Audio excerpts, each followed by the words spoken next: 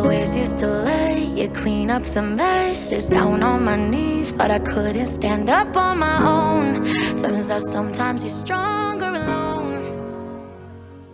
Hey, Mike Shimwell here, host of the Shun Podcast. If you want to tell your story, buy a t-shirt, maybe some merch, maybe get some additional resources, you can do so at shunpodcast.com. If you want professional help to heal and recover from life in a cult so that you can figure out who you are and what you want out of this life, or maybe you just want to figure out where the patterns from the past might still be showing up in your life today, you can find help at exjwhelp.com. Again, that's exjwhelp.com. And every episode of the Shun Podcast has helpful links in the podcast and YouTube descriptions. So if you need something, you can always look there. And now let's meet our guest. I'm Natasha. I'm 29 years old. And I'm Ben. I'm 32 years old. We were Jehovah's Witnesses, and we are shunned. All right, guys. So got first ever couple on the show, I think. I've had some family dynamics and things like that, but first ever couple that's made it out together quite like this. So let's talk about you a little bit, Natasha. Okay. Just to kick things off, kind of talk about a little bit about, like, were you born into this, or was this something that your family came into later? Yes, I was born into being a Jehovah's Witness, but I was raised half in, half out. My parents were Pimos, essentially. Mm. My dad's mom was the first witness in our family, and she pushed that onto my dad as well. But I kind of led a life in and out, so it's kind of an interesting upbringing. Okay, and when you said you led a life that was in and out, I mean, you referenced the term Pimo. So did your family, were they mentally out, or was one mentally out, or how did that work? Or were you guys just maybe a family that just didn't take it super serious? So my dad never took it very seriously, and my parents met in high school, and my mom was not raised a witness. She was religious, but not a witness. They got married and got together, but they were the witnesses that went, but didn't really want to be there. So like we went to meetings, but I also got to play sports and go to school dances and, have boyfriends in high school. So it's like I didn't really fit in with the witness kids in the congregation because I was doing all these other things, but I also didn't fit in with my schoolmates or my teammates because I was a witness and didn't celebrate holidays. So it was also kind of lonely, kind of being stuck in this limbo area. Oh, I would imagine. Were you kind of deemed like bad association in the congregation to some degree because you weren't really keeping up? Yes, and I realized that when I got older, but when I was younger, I didn't notice all the, politics in the congregation. But I was told when I got older by my parents that we were considered, bad association. But even though other kids got to do dance and all these other things, like we were the ones that were like, oh, you shouldn't hang out with them. Okay. Yeah. What about you, Ben? What was kind of the origin of your family history in it? Were you guys were you born into it yourself, or was it something that was come by later? Yeah, so I was born into it on both sides of my family. Mom and dad's side, they're both very, proud, determined, outspoken Jehovah's Witnesses. They're being the first and only one that's kind of left is, put a black spot on their record. But growing up, it was, no, not real association with kids at school. I wasn't allowed to play sports, any kind of like school activity. It's kind of like what you would think school was like for a Jehovah's Witness in the 90s, I also lived in a place called Whidbey Island, which is a really, really small community, and a lot of it is farming communities, and there's also a big community with the Navy. So you live in a small area growing up, and then being a witness, it's an even smaller group of people. So that's kind of, growing up, it was just a very, kind of a sheltered kind of life. I would be able to find my few things that would make it, capable or like a functional, but it was kind of a sheltered way of life. Your family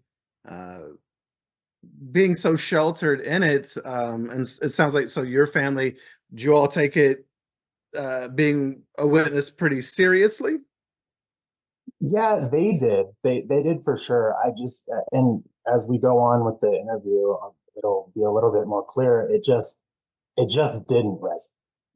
I just I just couldn't grasp it the way my family did. All my aunts and uncles, pioneers, ministerial servants, on both Mhm. sides of my family, they just fall in line. And I always just kind of growing up, I'm like, what the hell is the matter with me? But does God not want me in this group? That was kind of my outlook on life. Hmm. So, Natasha, you kind of felt alone because you were caught in this world between Jehovah's Witnesses who you weren't really fitting in with, and then, the outsiders who maybe you weren't fitting in with completely, although you had some exposure there. And it sounds Mhm. like, Ben, you felt isolated because you knew you were different than the people around you. You didn't feel like you really belonged either. Yeah. And, also the congregation that I went to was kind of like in South Whidbey Island. It was a really, older group. There wasn't a lot of like kids my age other than one or two other kids, but one of those kids was allowed to go play sports. So I wasn't really allowed to hang out with them. So he was the Natasha. Yeah, Yeah. yeah. I always drew. I'm like, man, dude, this guy's so cool. I get to play sports. It was meant to be. That's funny. So you then didn't really have many friends, Ben, in the congregation. And did you go to traditional school? Were you homeschooled? Yeah, so I was homeschooled, or no, sorry. I went to regular school, I guess you could say, high school up until my was it junior year? Yeah, my junior year. Um, in between those times when I would go to like normal school, I had, friends, they were classmates. They were kind of other little little weirdos that didn't quite fit in. You know, One of the things that like helped me get through a lot of things was like my fascination and love of like media, so like movies, video games, comic books. So I always gravitated to people who like had the similar interests, and back then it was less cool than it is now, but I did have some friends, and I as big as my family is, I did have some cool uncles and cool aunts that would like, this is what some cool music is. This is what it's like. Hey, don't tell your parents that we're letting you watch this movie, or this is NWA. This is Ice Oh Cube. wow. So like living on that island so far away from like my family, but when I did get to go see my family, uh, which would be like in Everett, like the mainland, it felt like I got to be a little more.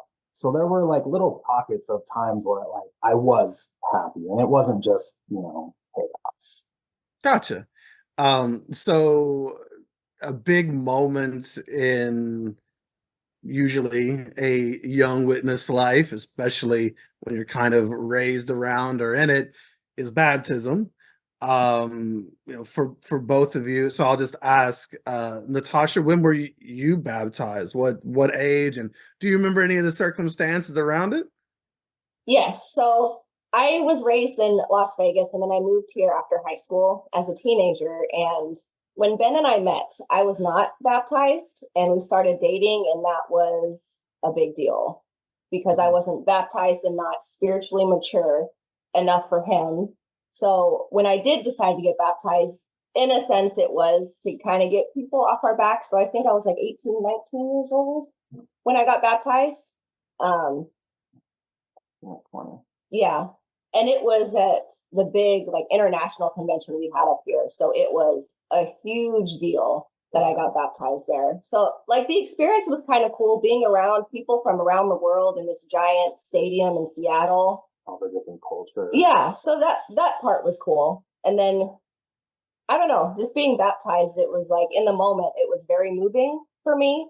But looking back on it, I can see that I wasn't really doing it for myself. Okay.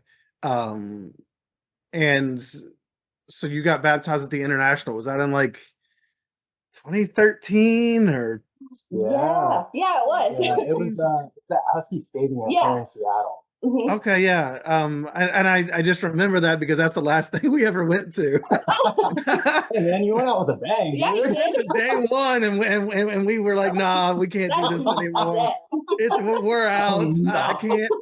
We never went back to another witness thing. We made it about three Awesome. quarters of the way through the first day. So I remember that convention, or at Yeah, least part of it. yeah, yeah. Okay, so that was your so that was where you got baptized. What about you, Ben? How old were you, and where did you get baptized? You remember the So, circumstance?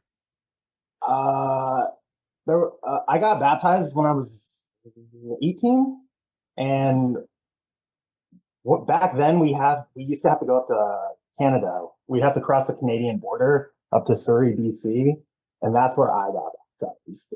Um, I kind of got baptized for like the same reasons with like Natasha. I was seeing somebody at that time, like another young Jehovah's Witness girl, and I kind of thought like, well, if I get baptized, people will kind of get off my back, and people will, take me a little bit more seriously, which is ridiculous to say out loud now. Oh, it is as though baptism is what defines whether or not you would be good as a partner or whatever at the ripe old age of 18. Right. It's kind of silly when you think about Yeah. it. Pretty ridiculous, but that's the world we lived in, and that's just how it was seen. Interesting that you both got baptized at around that age. Did you all face scrutiny outside of the dating realm? I mean, were you all looked at a certain way anyway, just because you weren't baptized until 18? I mean, that's kind of late for a lot of people.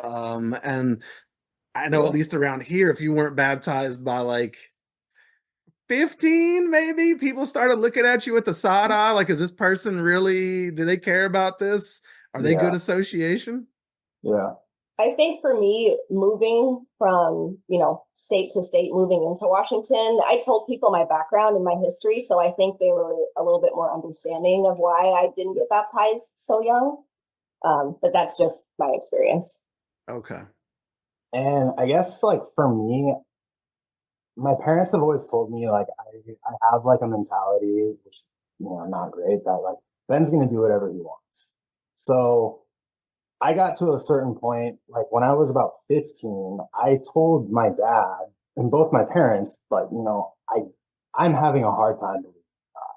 I am having a hell of a time believing this. And I was in the eighth or ninth grade at that point. I just like they told me like, all right, tell us all your reasons. And I like just I told them all my stuff. And at that point in high school, like I had always struggled with school, my weight, all of that. Like I had ADHD. I didn't find that out until I was much older in life. And I also had, clinical depression and anxiety. So I always just struggled academically, and I would just fight my parents, like tooth and nail, just everything about not wanting to go to meetings and all of that.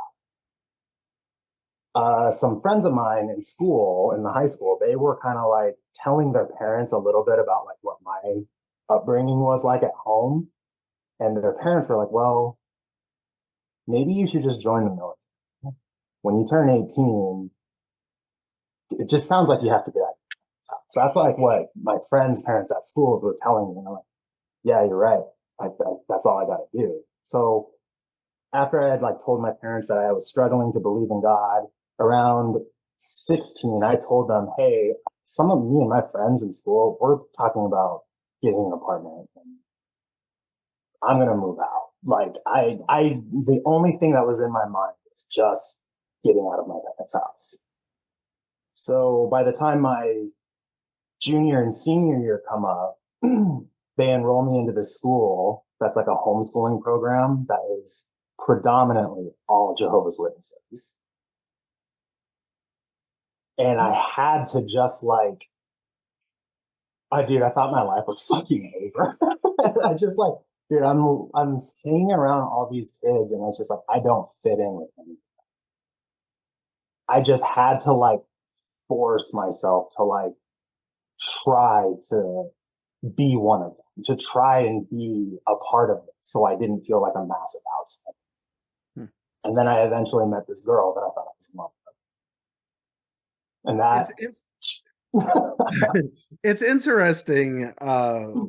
So your parents, well, I want to go back to something you said. You said that, I wrote it down. Ben's going to do whatever he wants. That's not a bad thing. You're kind of supposed maybe to not. do what you want. But when you're like a hormonal teenager, maybe it's not the Well, case I'm all the sure too. time. Everything in degrees, right? But I mean, in a cult where you're being controlled, that is always going to be seen as a bad thing. And it's funny that you say that you have ADHD. I do too. And just anecdotally, yeah, anecdotally, in my coaching practice, a lot of the people that I see happen to have ADHD. I've never seen a study done on it. I think it would be a difficult study to do, but I do think that, I mean, it makes sense that a lot of people who have ADHD may end up becoming Jehovah's Witnesses, because people with ADHD often struggle in life and have a hard time executing and fitting in sometimes. And so you have people who are struggling in life, they're vulnerable. Along come Jehovah's Witnesses. We'll give you structure and routine and a promise that everything's just going to be fixed. And so people with ADHD join. And then ADHD being genetic, and people with ADHD not always fitting in boxes, it may very well be that a lot of the same thing that pulls people in may be the same people that gets them out on the other side. Having ADHD may be something that helps a lot of people who, because they're not going to be able to fit into that tiny box. They may be overthinkers who analyze things, or they may have impulsivity issues and some behavioral things that lead them out. Whatever the case may be, there's a lot of ADHD in this community. And I think that there's some reasons behind it. Well, and I think too, like, you could probably touch on this a little bit too. Like, back in like the 80s and 90s, ADHD to our parents wasn't a thing. Yeah. Oh yeah, I thought it was made up. Yeah, I have it. The simple thing is like, oh, that kid is just extra hyper, or that kid likes sugar. But growing up, I had a hard time like reading, like in school. Like I had a hard time just like staying focused, and like my teachers would, really try to tell my parents, like, there are ways that we can help your son. There are things that we can set in place to help your son, in the long run. But my parents opted for me to talk to a group of elders. Yeah. Like. And what was their advice?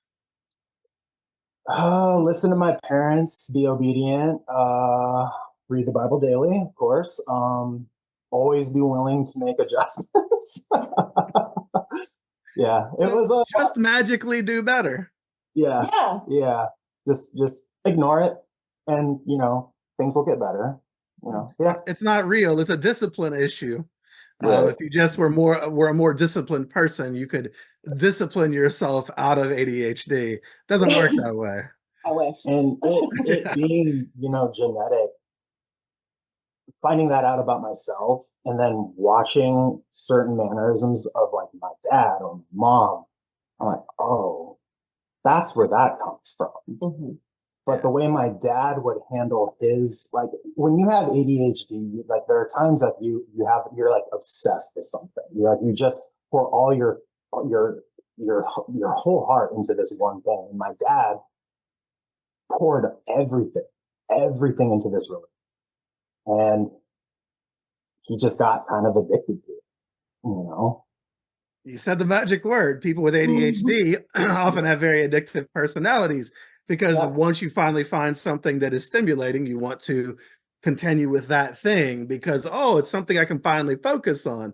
And you can be addicted to a religious ideology, a cult, whatever you want to call it, just like you can any drug or whatever, because here's a promise that you buy into this thing, it keeps you busy, you think about it day and night, it becomes your whole life, your whole identity. You'll do anything to get it. You'll sacrifice anyone and everything in your life. It is the paramount focus of everything, and nothing else truly matters. And you'll even hurt yourself to get that thing.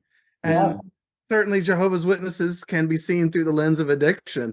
Anything that is that coercive and that controlling, that has that much power, often has a lot of those hallmarks. Yeah. So yeah, it just all makes sense when you look at And, that.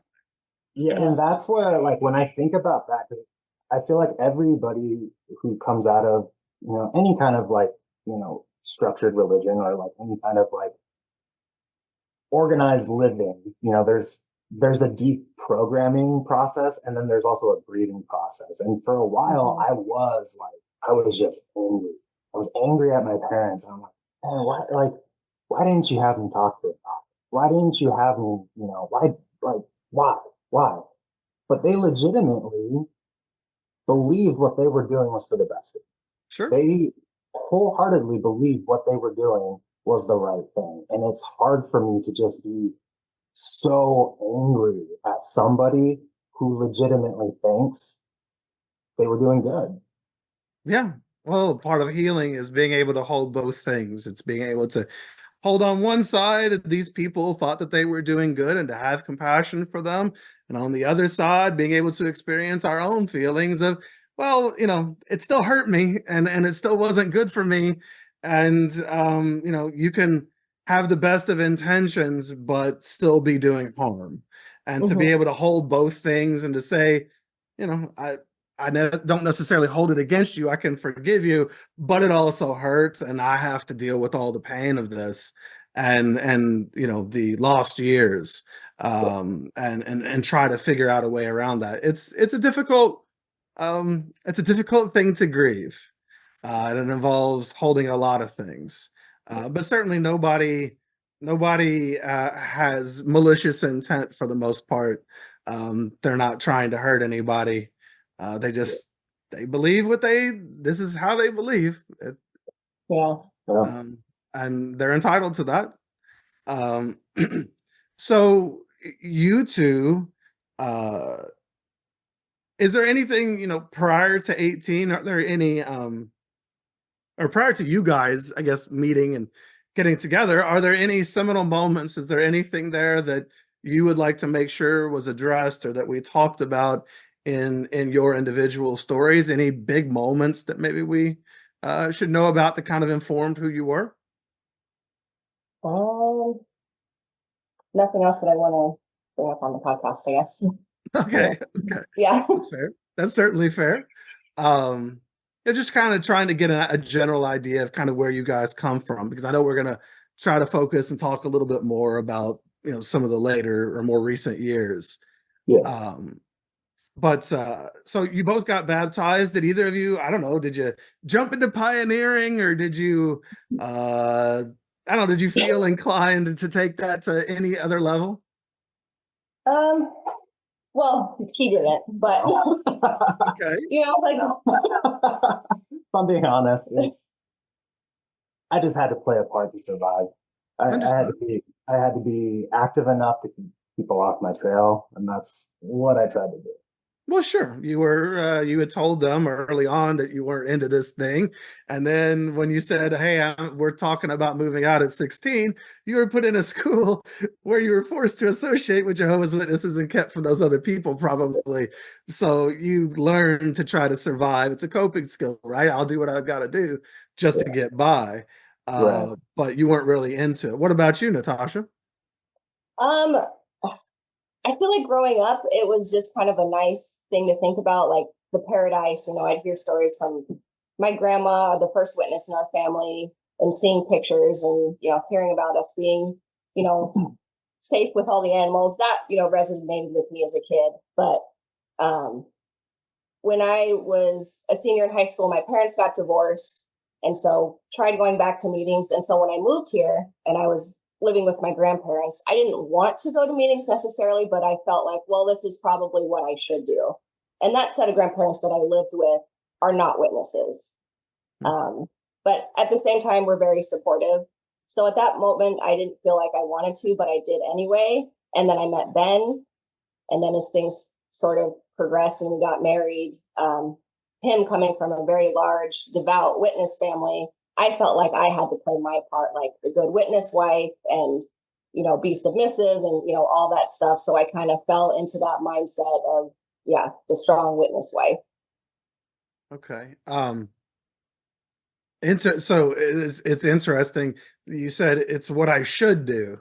I think a lot of us growing up, I know myself as well, I never really attached to it, but to me, it was the right thing to do. It was this Mm-hmm. intellectualized thing that I saw kind of logically, whereas a lot of people were very emotionally invested. I didn't really connect emotionally to it.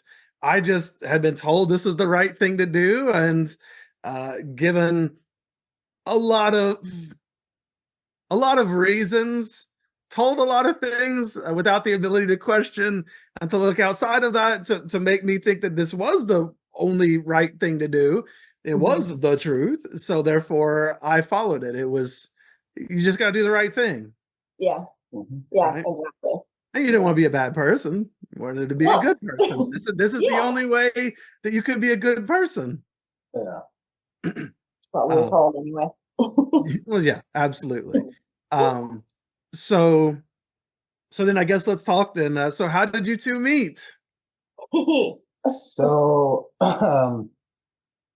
after I had broken up with my past girlfriend, my long-term ex-girlfriend, I was kind of just being a little shit. I was, hanging out with my coworkers and drinking a lot and just being dumb, but also still trying to like blend in with the witnesses. I was just kind of like in free fall at that point. But some of the witnesses that I did hang out with, we all just like to get together and, listen to music, drink, because we were all over 21. Most of us were, anyways. And one night, for some reason, me and some of the dudes were like into like the Great Gatsby, and we're like, dude, let's throw like a swanky ass party, like in your parents' Oh wow. everyone's got to dress up to the nines, So I was also interested in this other witness at the time, so like I invited her, and my best friend at the time was talking to some girl who just moved from Las Vegas. I'm like, word, dude, bring her. Let's party. So that's kind of like how we met, essentially. Yes. And oddly enough, that night, I realized that that guy was not for me. And on your end, I realized like I was only ever just gonna be friends with this girl. It was like we weren't ever gonna like try to force anything more into a relationship. We just wanted to be friends. And on that night, yeah, it just so happened that like, all right, the people that we're into, we're not really into them anymore. and his old best friend was going to like Costa Rica or something for like 3 months. So he knew I was new and didn't really know anybody. So he goes, here's my best friend Ben's phone number. He loves to get groups of people together. He can invite you to things. And then he goes to Ben and say, here's Natasha's number. She's new here and she needs to meet more people. And so we just kind of went from there. Okay. And Yeah. I guess, did you think that the relationship with that young brother was going to be anything anyway? He was going somewhere in a couple months and off to do He, whatever he was going to do. I mean, like he was nice, but I also didn't hang out with a lot of witness kids growing up. So I always thought that witness guys were kind of squares. I didn't know any better. I just thought they were all kind of like very innocent and naive. And I just thought they could not handle the baggage that I am bringing, the trauma that I've been through. I'm like, I just don't think anybody, or even this guy, I don't think he can handle it. Okay. So, okay. So you end up meeting someone who didn't seem square. Yeah. I actually felt that initially. I was a square, dude. I was a square. You know, I maybe overshared when we first got together, but it was more of me saying, like, this is who I am, this is what I've gone through. So if you're scared, like, now's the time to run. And he didn't. So we've hung out ever since. Yeah, this year is like our 10-year anniversary. Our anniversary falls on Thanksgiving, because the first night that we actually hung out together, I used to grow up playing football with a big group of dudes in the Seattle area. And I invited her. I'm like, hey, I'm gonna go play football with a bunch of other, Jehovah's Witnesses. Like, we're just gonna have a good time. This is like our turkey bowl, we're just playing on Thanksgiving. So we go out and play, we have a good time. All of us dudes get all, battered and bruised. And then on the way home, we weren't supposed to be alone. So we had other group of witnesses riding with us. But when we got back to my house, everybody left, and Natasha just asked, hey, can I come back in 10 minutes? So everybody gets in their cars, drives away. 10 minutes later, Natasha pulls back in, and then we just sit and talk. We talked for hours. We just she told me a lot of her background and where she came from. And she says, she was afraid there was somebody wasn't going to be able to take it. How I was taking it was just wow, the one thing to do is don't freak out. This person, this young woman just needs someone to talk to. And she's just putting herself out there. So the wrong thing for me to do is to react in a way that's going to make her feel bad about herself. And I just let her talk. And then she ended up staying at my house until 4 or 5 o'clock in the morning. And then we were man, there's just something between us that we just can't break.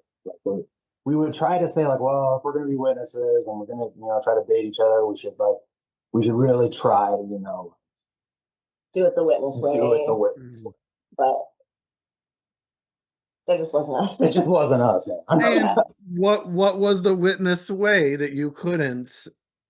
What was the witness path that you couldn't go down? The biggest thing was the chaperone thing for us, because I just felt how can we truly get to know each other for who we are if there's somebody watching us the whole time? How can I really get to know this young man out in service at a door? So we did our best to keep it us as much as we could. And we did hang out with, there were other married couples that we were close to, and we spent time with other people, but a lot of time we tried to keep it just us. So, are you saying that you could not have had the conversation that you two had that one night at a bowling alley with a bunch of other brothers and sisters around? Or you could have it there. It'd just be a little weird. It'd be uncomfortable. It'd bring the vibe down. Yeah. It is so strange. How are you? It's a valid point. I mean, a lot of witness relationships are really set up for failure because you have no idea who it is that you're marrying. You've been chaperoned at all times. You've had other people around. You can't really get to know another person that well. I mean, certainly, we could talk about living together and all of the other things as well, but just a lot of young witness couples, my wife and I, we didn't really know each other that well. I mean, we tried, we wrote to each other and did things like that. But I mean, how are you really supposed to know somebody when you have no opportunities to be alone? Yeah. And that's always been one of the weird things with witnesses. They have this fascination of writing people letters. Oh, you have feelings for this person, write them a letter. That's the best. Well, how else are you supposed to communicate? Well, I guess right. It's wild. So there was a point in time when Tasha and I got in a little bit of trouble. And the elders on my end, they were way cooler with me. We had to have a full-on judicial committee, and the elders, man, they were cool with me. They were the homies. Okay. Her, on the other hand, I was also in the congregation that he was in where when I he was was single. where he was up to no good. Yeah, acting a fool. From their perspective. So they were coming down on me like, well, Ben is bad, and really asking me inappropriate questions about things that we may have done when we were together, and just asking me just things like you shouldn't ask a young woman. 3 grown men should not ask a young woman. Asking if a man has touched you in certain areas and if it felt good. That's just yeah. Sure. But you weren't asked those questions, were you, Ben? Not really, no. They didn't go into detail. They were not graphic. Well, and I don't want to sit here and say, well, see, that shows that brothers are treated differently than sisters, because there are plenty of brothers who have been down that path and have been asked horrendous questions as well. So I don't want to make a hard and fast rule, but at the same time, I do think that a lot of times sisters are, women are put into a bad position there. I mean, first of all, you're in front of 3 men, so that's going to make it more awkward anyway. And then just when they're asking those questions, I mean, it's its own version of sexual abuse. It can be an assault of its own, and it's horrible that anybody should have to go through that. It was traumatic, and it went on for hours. And then at the very end of it, they said, oh, well, we're not sure if we're going to disfellowship you yet. Why don't you come back later and we'll talk about it some more? And so it was weird. Like the elders on my end of the community, they were like, hey, we understand you guys are young, hormones, feeling that stuff happens. It's, we're willing to help you out. We don't feel like, dire circumstances are calling for, you to get, your head cut off. And I was like, all right, cool. So in my mind, like I was going to get privately recruited. But the elders had told me at the end of my meeting, the elders in Natasha's judicial committee are having a harder time coming to like an agreement. Like, and they told me like, there's a chance they might just help. And I told them, I'm like, well, I understand, what you guys feel about me, but can you please match their decision? Like, if they decide to disfellowship Natasha, please disfellowship. Because I was like, I don't feel that it's right that half of us get to go on. Like, I get to keep my family, but this girl who just moved here, who's trying to make new friends, that's not fair. So, like, if you can, just disfellowship me. And they're like, okay, all right, sure, whatever. So at that point, we were already thinking like, well, shit, we might get disfellowship. And you're already over at my house a lot. You have a key to my house. You're going to school here in town. Why don't you just move in? Yeah, we were already like we were planning like, why don't you just move in? Yeah. And, like we'll figure out this whole witness thing if we get disfellowship. But at this point, like her grandparents up here had kind of taken a liking to me. They didn't really like the fact that I was still a witness, but they liked me enough to like, okay, this kid's not a total punk, but like we'll let him go. But I think after I said that to the elder body, they were like said that to her committee, and they decided, okay, well we'll just publicly approve. All right, fine, whatever. We'll just get publicly. So, did that experience that the two of you had together yet separately, did it make either of you question anything? Did it bring up any doubts in your mind as to, I mean, like, how is this Holy Spirit, right? You were both there. Why wouldn't this match, right? Why are these elders who are both the two sets of elders, both supposedly guided by Holy Spirit, the same Holy Spirit? How could they possibly come to two different decisions? That doesn't add up.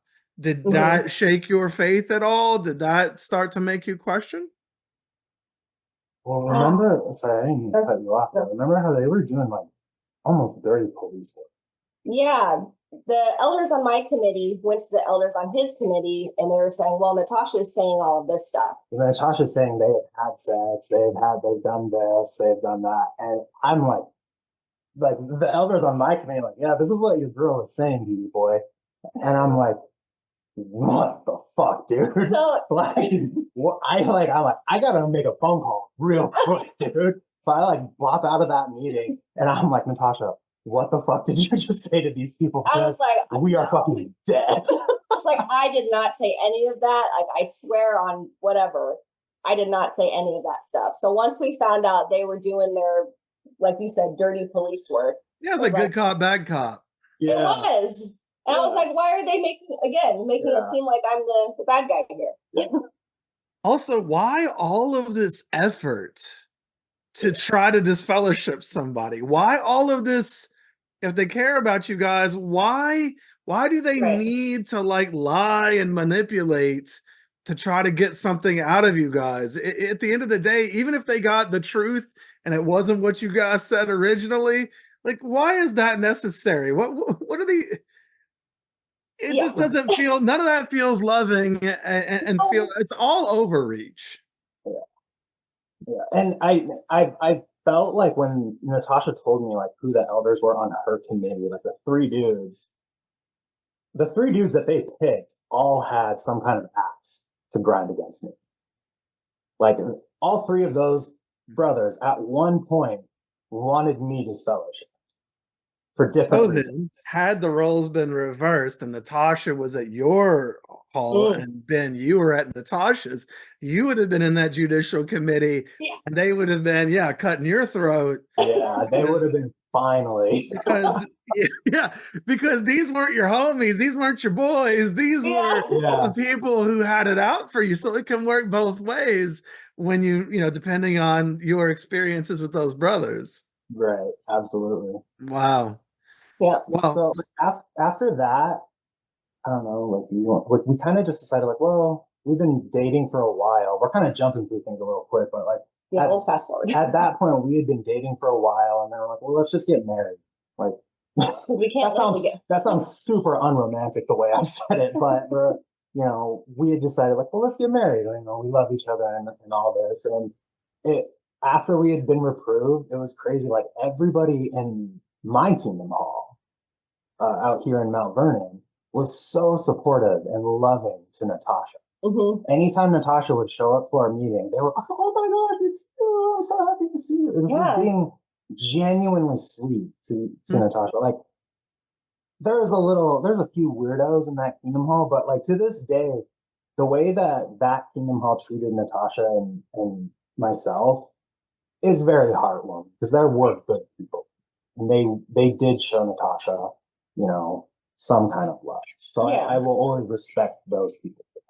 Well, which is what they should be doing anyway. Right. That's a low bar to clear again. Like these people weren't assholes to her. Okay, great. Like, I'm glad that they treated her in a normal, loving, human way, though, because people can get real acerbic over this kind of stuff. They can get really in their feelings, and like maybe they felt their connection to Ben, and then here comes that Natasha, and got him in trouble, and now they're against you.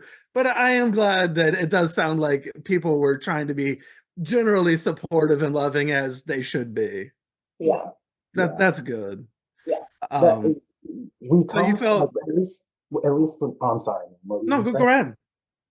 While we were still going to meetings, we were part of I think it was the largest English speaking congregation in our circuit at the time. Mm-hmm. And there was, in this Kingdom Hall, there was just families and like all these different types of people, all these different types of cultures. It was for all intents and purposes, it was a good group of majority people. Mm-hmm. There were good people. Yeah. Nice.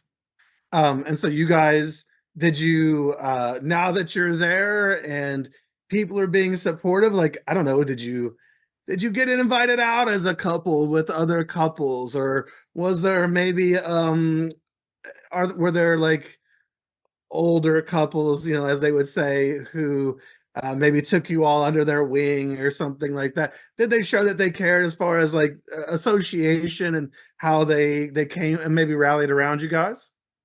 Yeah, I feel like they did. There was an older couple that tried studying with us every Sunday after we got married, and that was nice. That like we really liked this particular older couple because they were just they were just fun people, and it wasn't always we wouldn't always go over there to like study. We'd go over there and we'd have like cookies or coffee, and we would just sit and Yeah, talk, just as people, watch just to football. hang out. Yeah. Yeah, it was Nice. it was a nice change of pace from like the families that I kind of grew up around. Just not having like that abundance of like different people, different age groups, all that kind of stuff.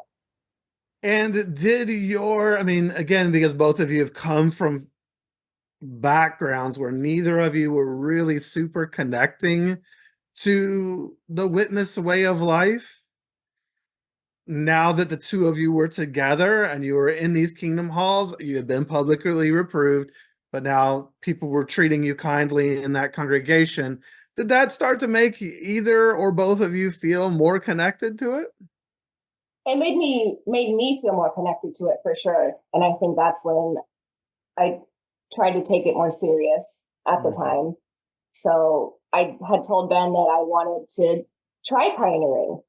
I can't even remember as a kid going out in service, so that wasn't a big thing for me growing up. But I wanted to try it now that I was, baptized and married and in this congregation. So Ben had got a job for a witness where he was making more money, and I could work part-time in Pioneer. But we thought those things that would bring us together actually were the things that put a can't think of how to say it, but kind of put us at odds for a time. It caused a lot of.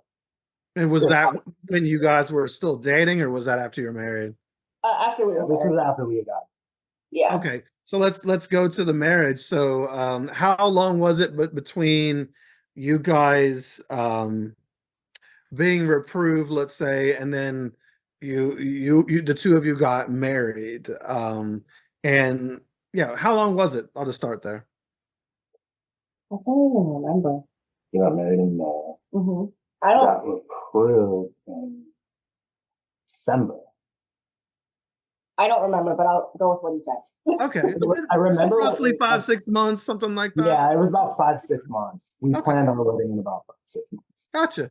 And did you guys get? Did you have the wedding that you wanted? Because I know that can be a big deal. Well, weddings are a big deal, but particularly with Jehovah's Witnesses, there's a lot of considerations. Yes. Yeah. I had to do a lot of research because there was things in non-witness weddings that are considered, pagan or whatever. So there was a lot of things I had to do to make sure there weren't those things in there, but we also didn't get married at a kingdom hall, and that was our choice because most of my family is not witnesses. So it was like a neutral ground for everybody.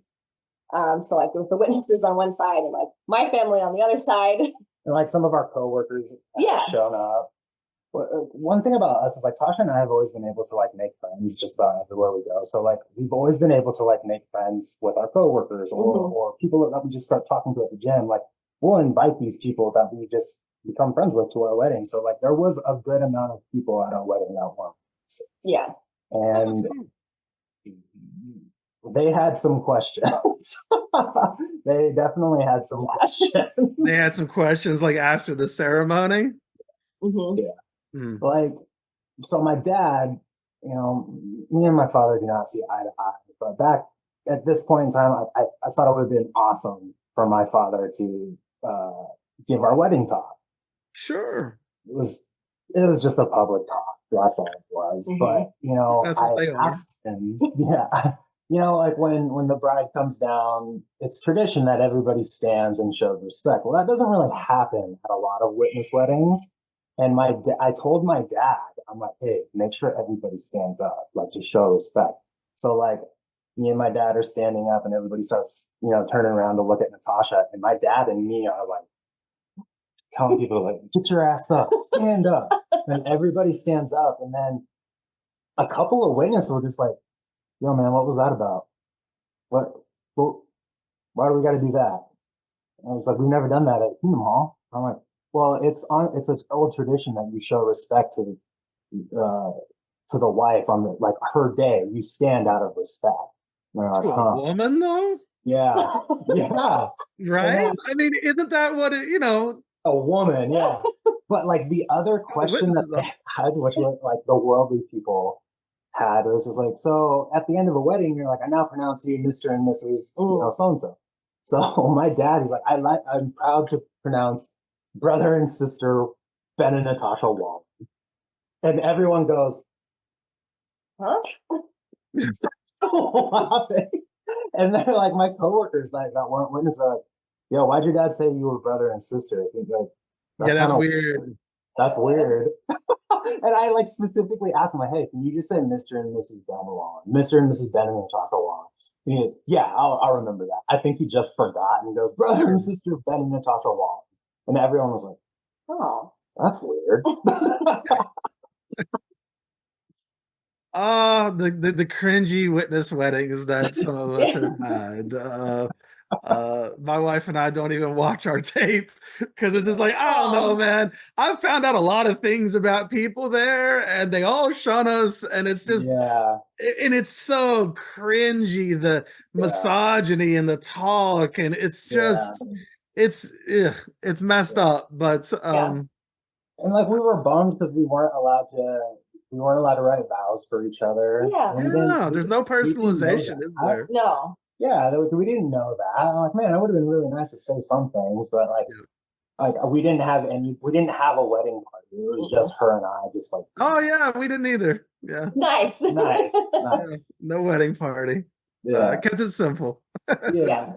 But it's like it seemed like while we were dating, things were just so great. And when we first got married, we were in the honeymoon phase and everything was great. But then it was just Sure.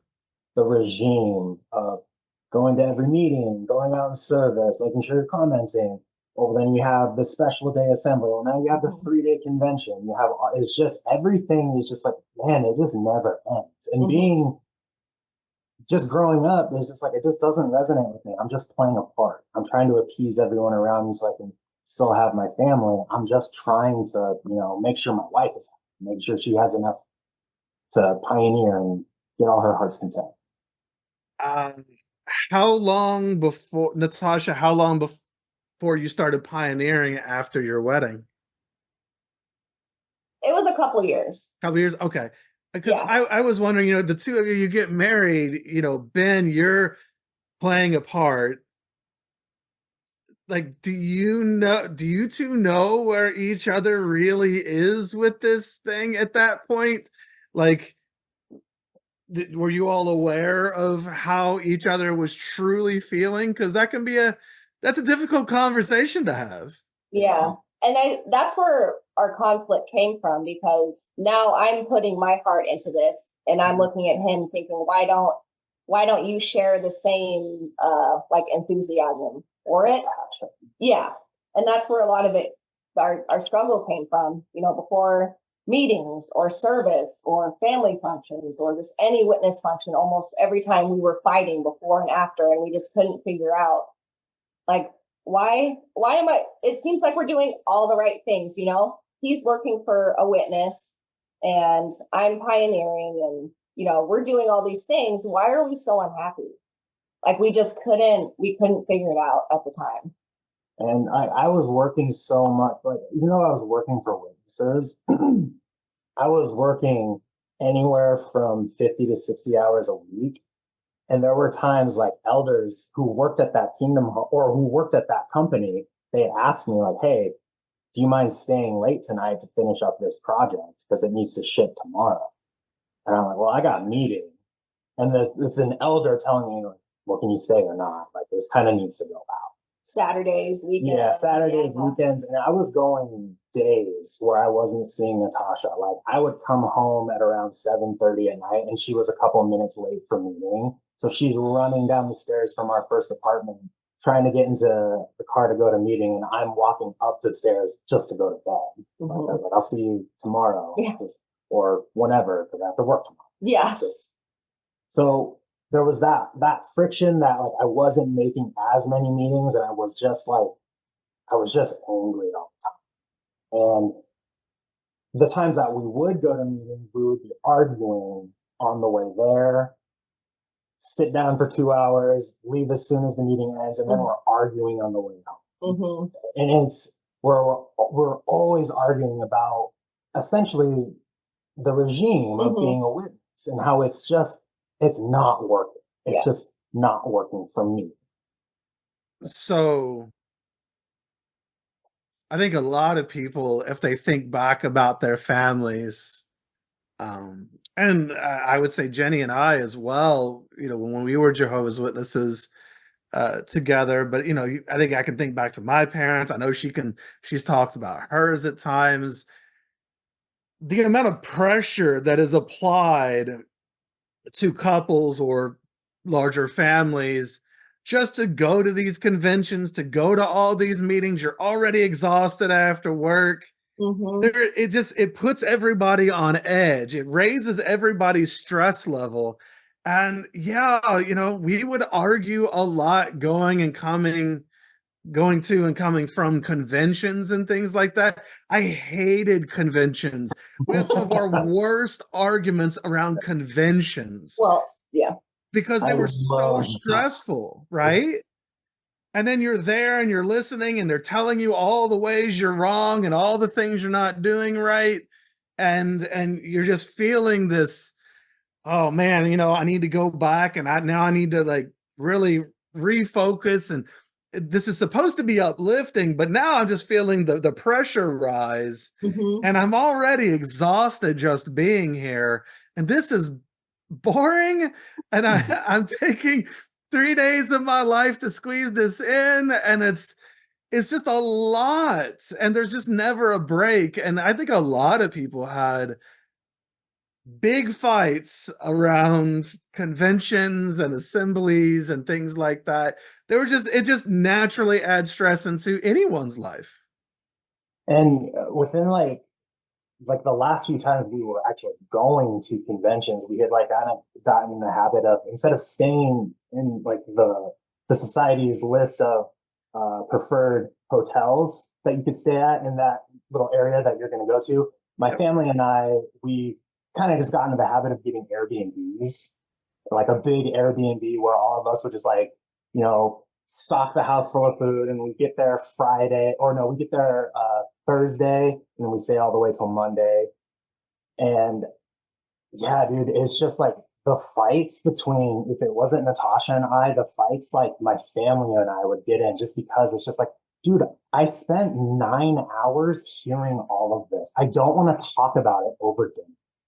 Like I'm done. I'm Jehovah'd out for the day. Like I'm done, dude. I get that. And I think it's interesting that you all went and got your own accommodations, because those accommodations themselves can be stressful. They tell you what hotels to go to. You're expected to stay there. You're there with all these other people who are also going to this convention. And I don't know about you guys, we started staying off-list hotels because I couldn't stand being there with the brothers and sisters. I would watch the way they would act at like breakfast and the way they would descend, and they're putting food in their purse. And now there's none. Like, it was like, you all are animals. I don't want to do this anymore. And it's making me not like my brothers and sisters. So I'm just going to go to this cheap Red Roof Inn down the road. And I'm going to stop staying with you guys, because that's just adding more pressure and even more negativity to this event. So I totally understand why you guys might want some buffer days and an Airbnb. That sounds much more lovely. Yeah.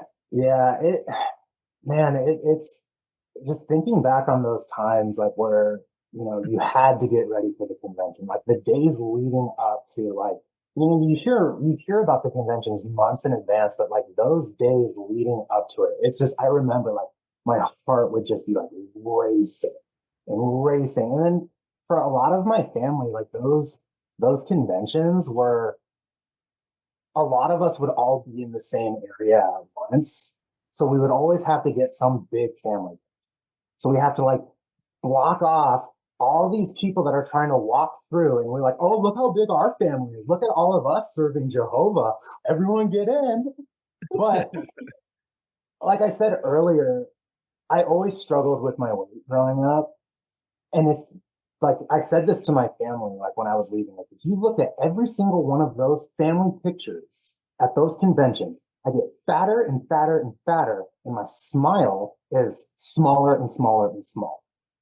You guys cannot deny that. So I was like, I'm not taking any pictures. I'm not doing this thing. But I don't care if I start a fight in the middle of the fucking Tacoma Dome. I am not taking a picture with all of this and any of these things. No, dude. No. I turned into such a diva.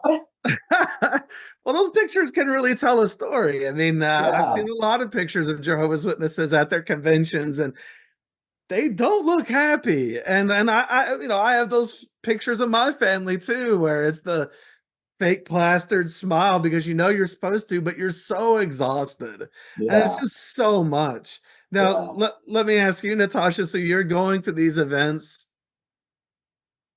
It sounds like it's primarily his family, right? Hmm. Do you have anybody around at that time? I know you said your parents had divorced or whatever, but did you have people around? Did you have your own family that were also coming to these conventions and such at all, or was it just you? It was just me. Okay. Yeah. All my family that lives in Vegas and my grandparents that I lived with at the time before Ben and I got married, they were not witnesses. So Okay. yeah, it was just me. So what was it like for you to be in the middle of this big Jehovah's Witness family at these events and just kind of expressed how he felt about it all. Were you feeling a lot of anxiety around it as well? Was it, I don't know, was it a big deal for you? At the time, I did enjoy it because my family is so small. Both of my parents don't have siblings. So to be married into this big family, like that was at the time, that like was a dream for me. So just to be able to be I see. around everybody and like being at the conventions, I liked it at the time, you know. You felt like you belonged or like you had your people there. Right. Yeah. I was married into this family and I knew I was going to be taken care of. And I just kind of, yeah, I moved into that community.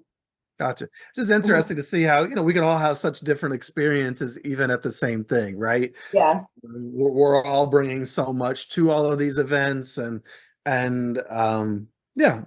So as you guys, so you said that, so what was some of the friction, I guess, as you said you were like a pioneer and I guess, was it just, were you looking for more support from your head, so to speak, spiritually? Was there a lot of pressure there that you were feeling, both of you? Yeah. I, at the time I was looking to him for more support because I mentally and emotionally thought I needed to be that witness wife and be submissive. And I acted that way. And just the type of man that Ben is, he's like, no, I'm not going to tell you what to do. Like, you don't have to ask me permission. You don't have to do all of that, you know? So, and like going to meetings, I just couldn't understand why, he didn't enjoy it or why he was so mad all the time or why we fought all the time. And it just felt like we were going round and around and around and never really getting any solution. Yeah.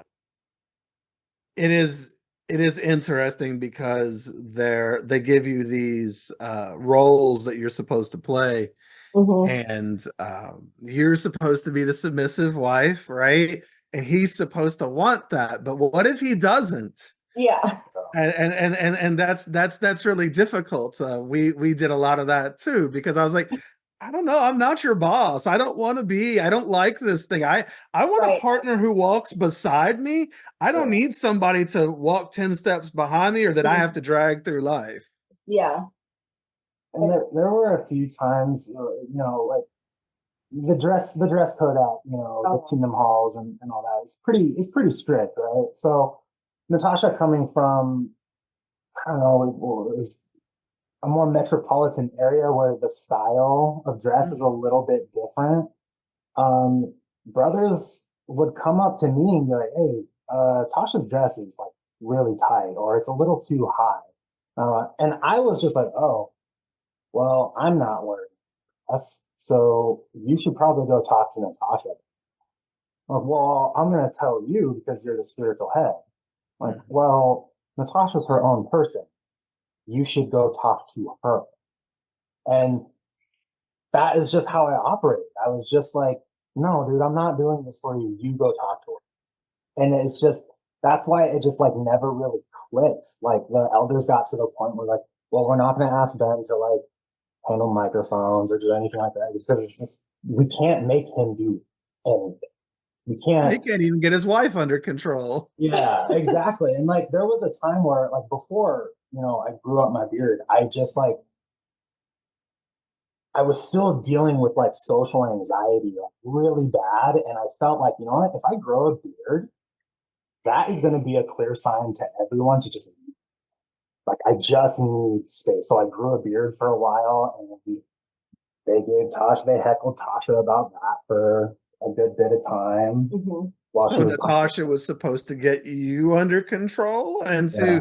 to, try to persuade you to lose the beard? Yeah. And I straight up told people in the Kingdom Hall when he finally shaved that I said I missed his beard. I loved when he had a beard. And the shock on these people's faces were just unreal. It was comical. Well, hey, you guys, as of what was it, Friday, you guys would have been cool. We wouldn't have even had to have that I conversation. know. And That's then true. you wouldn't have been able to use your beard I to push know. people away I anymore. know. So you guys were having these differences as far as just the way you were experiencing everything and the expectations. I know a lot of times when Jehovah's Witnesses, particularly young couples, especially when they feel like they're struggling in some ways or they feel mismatched. It's going to, I guess today, jw.org.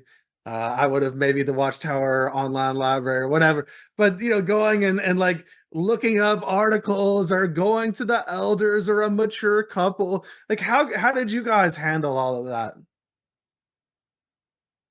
I At first for me, I went to his parents a lot for guidance, but then realized that's not the best because they didn't see it from Ben's perspective.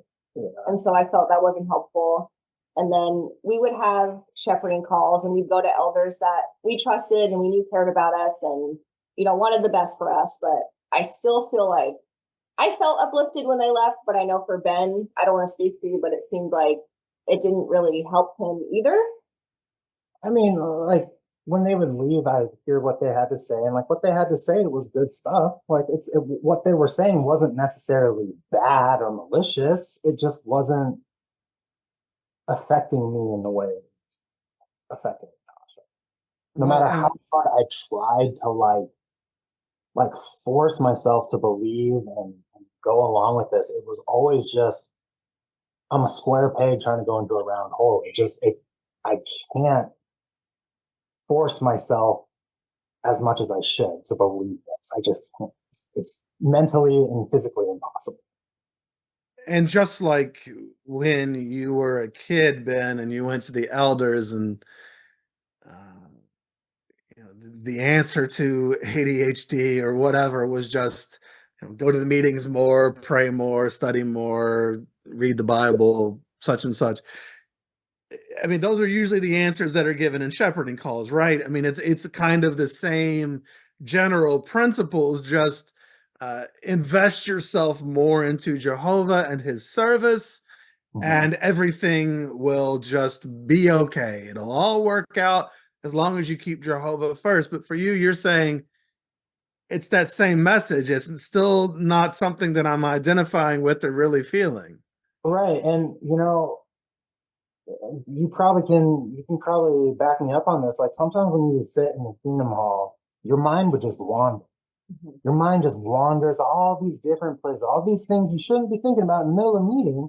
You're coming into your head, and I remember just like sitting there. This is while we were married. I sitting there in meeting, constantly being told, "We are in the last days. We are in the last days. We are in the last days." And this isn't like an exact number, but it like roughly being 33 years old, there's 52 weeks in a year, 365 days in a year.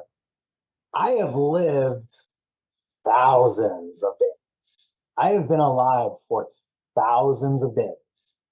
And it was never that one last day. And that was always what I would tell her. It's like, there's no end in sight. That's why conceivably it's hard for me to back all of this up, because my experience with life, those thousands of days that I've been alive, God not once, has come down here and revealed himself to me. It just doesn't make sense to me logic. And that was just our big hang up. Like I know it brought her happiness. There were some sisters in there that were friends that were really close to her. And I felt like I was just failing this girl. Like, what the hell is the matter with me? Why can't I just unplug from the matrix? Like, why can't I just fall in line? And it was just, we were just fighting tooth and nail. Did you, Natasha, he just said something very important. He said, I felt like I was failing this girl. I mean, this pressure to serve and to be who the witnesses want you to be, and the fact that everything, including relationships, often hinges on a lot of that. Did you feel during those times like he was letting you down in some way? Because I know I see that, that can be a thing. A lot of people maybe feel that way. I think for a short time I did, but I came to the realization that he's his own person and he can make his own decisions. And yes, I at the time wanted to, drag him with me and take him with me to meetings or whatever, but I can't be the one to stop him or to tell him that he has to go or has to feel a certain way. Yeah, it's hard when you get married and you're in such a high control environment. Uh, it can even be hard at times to ugh, allow your partner to have a different view of Mm-hmm. anything, because that's just not allowed anywhere. Everyone is supposed to be of one mind. And Mm-hmm. so any disagreement carries more weight, but we're supposed to be on the same page. We're supposed to think the same. We're supposed to feel the same. We're supposed to behave the same. And Yeah. that's not really what a good relationship necessarily is.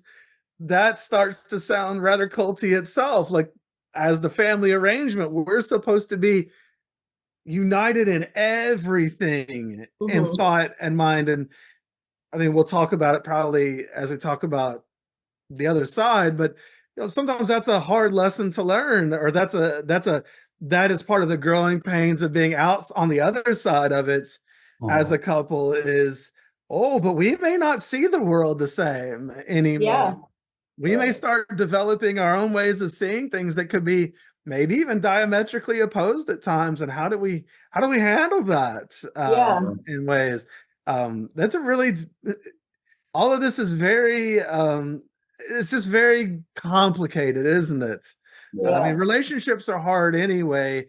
Add in all this excess pressure to keep everybody in strict alignment, and it becomes even more difficult. Yes. And they don't teach you when you're dating or when you get married, they don't teach you how to be a wife. They don't teach you how to be a husband. They just say, wife, respect your husband, and husband, love your wife.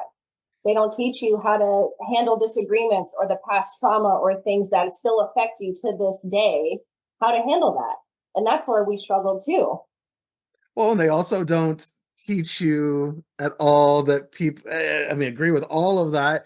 And as part of, like, conflict resolution or how to fight fairly and things like that, Yeah. they also don't tell you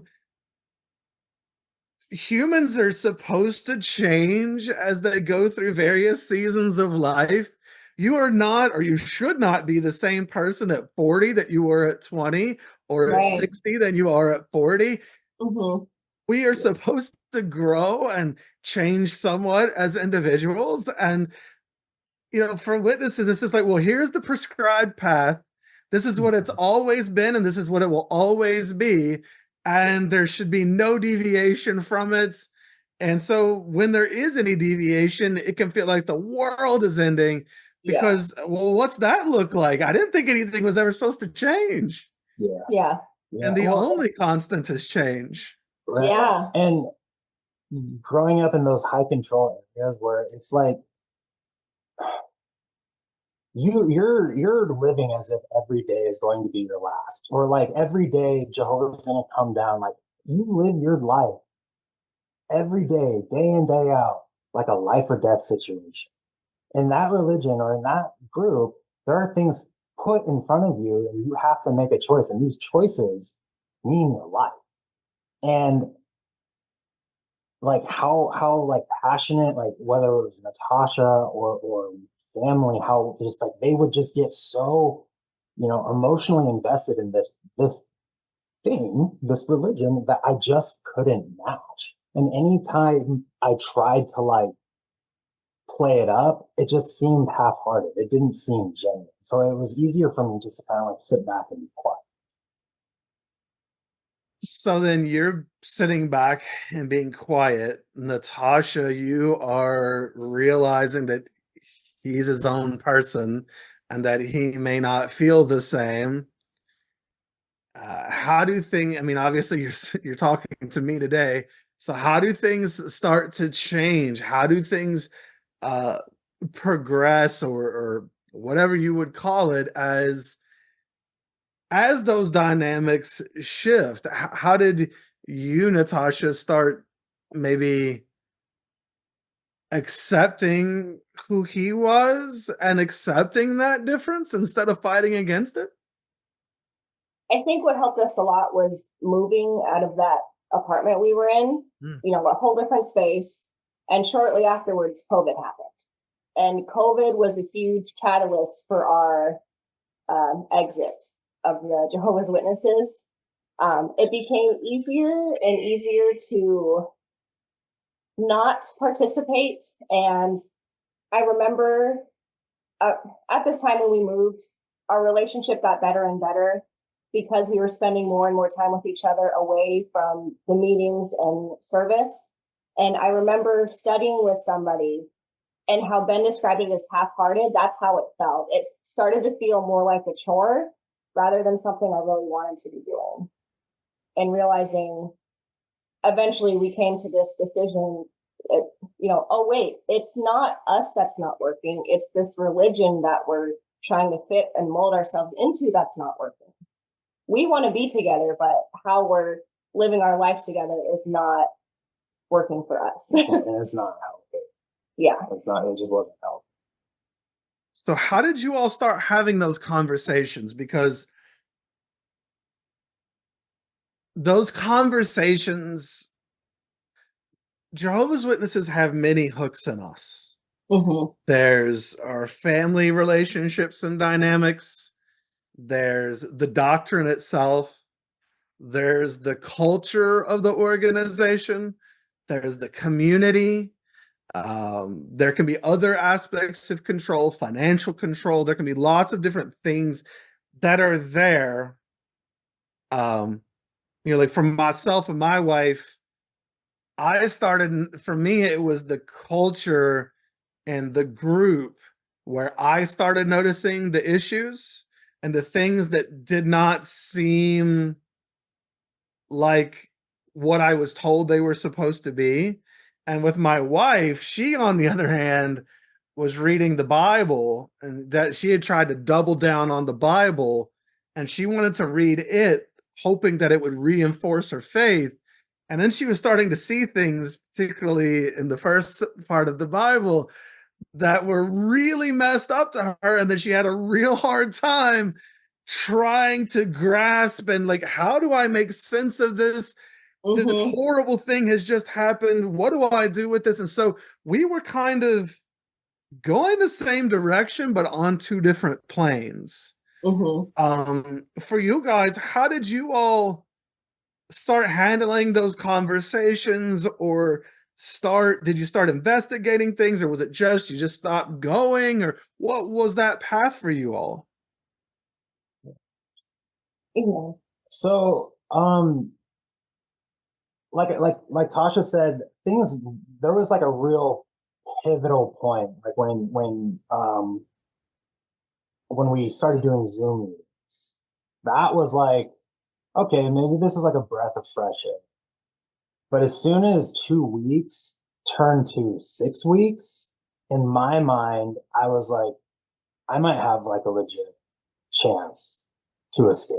Like I might actually be able to slowly fade away. The only person I have to tell is my wife. So I tell Natasha, that this is what I've been feeling, and this is not going to change.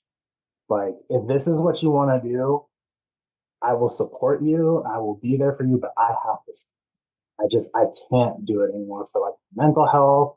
I just can't do it anymore. And this is also around the same time. Like, I had started seeing like a counselor again. I had gotten on antidepressants, anti-anxiety medicine. I had started taking ADHD medicine. So it's like I'm seeing the world a little bit clearer. And when I'm telling her, like, this is how I'm feeling, and this is the way I'm pointing my shit, I'm not going to tell you, you have to join me, but this is where I'm going. Like, I'm on my way out.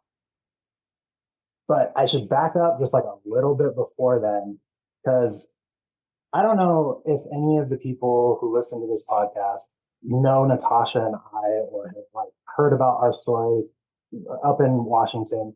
There was a rumor going around that one of my best friends who left the organization called me up and be like, hey, dude, blah, blah, blah, blah, blah. Don't be a witness anymore.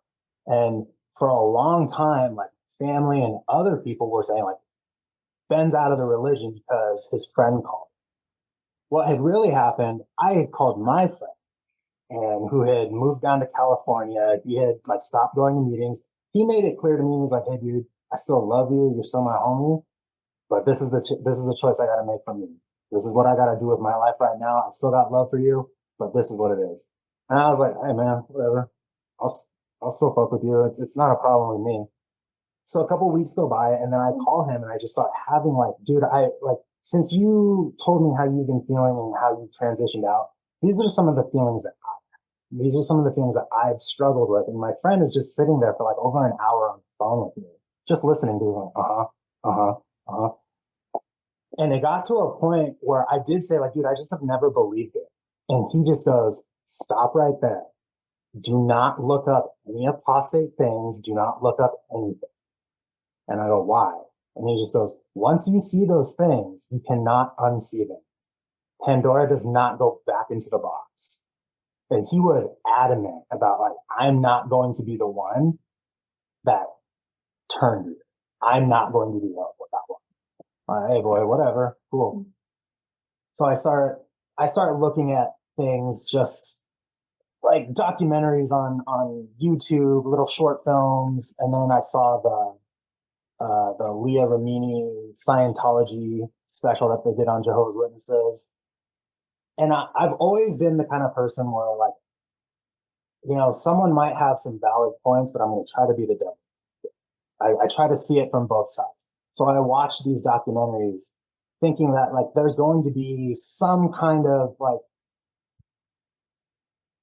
gray area where, like, okay, witnesses aren't as bad as they're seeming, but they also do a lot of bad. Anytime I watch any of those documentaries, every time I was like, well, they're not wrong.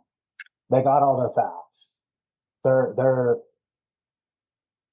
going to the witnesses asking, like, hey, would you like to make a comment about this? And every single one is like, Jehovah's Witnesses could not be reached for contact. It's watching all of that was just like, yeah, I think I'm making the right decision. Like, I think this is the right call.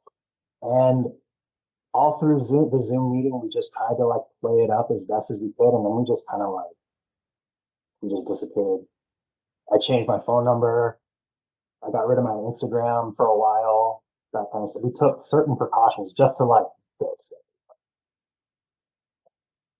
So, first of all, it's really interesting that your friend there, yeah, Jehovah's Witnesses act like apostates. Like I've yet to contact anybody that I knew previously, and I've yet to try to influence any of them. It's not my place, Mhm. and I mean, if I thought that you can't rescue people who aren't raising their hand asking for help. If somebody's not saying, I need help or asking questions, they're probably not really super interested in what you have to say. Just like all the billions of hours spent knocking on doors are Mhm. rather fruitless because people aren't, asking for Jehovah's Witnesses to come knock on their doors. Right.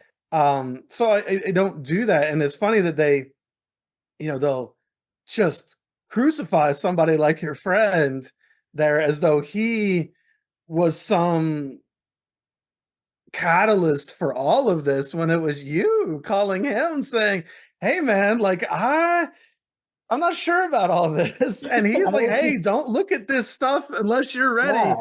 And that's Cuz Yeah. like that was the thing that one of the things that bothered me for a while was like, oh, the witnesses are out telling people that me and Natasha aren't capable of making a serious decision like this on our own. Yeah. They're leaving it in somebody else's hand to appease their feelings, for it to make sense to them. When it was just like, I just needed to talk to my friend. I needed to get something off of my chest that I had never shared to anyone other than. And for him to be like, dude, do not, whatever you do not look this shit up because it is going to make it so much more worse. I would like anybody who knows our story or knows us, I would like them to know that specifically. Yeah, it wasn't my homie that led us astray. Mm-hmm. Like we made this choice on our own volition. And the way my family and other witnesses behaved as we were leaving, they made things so much easier for us. And they made it feel like, you know what, you guys are making this so easy for us that this is actually the right decision. Like we're yeah, doing the right. it'd be very validating. We'll get into that in a second. Before we get too far away from it, so you went down the rabbit hole and you did start looking at some things. So then what's your path, Natasha, while he's doing all of this?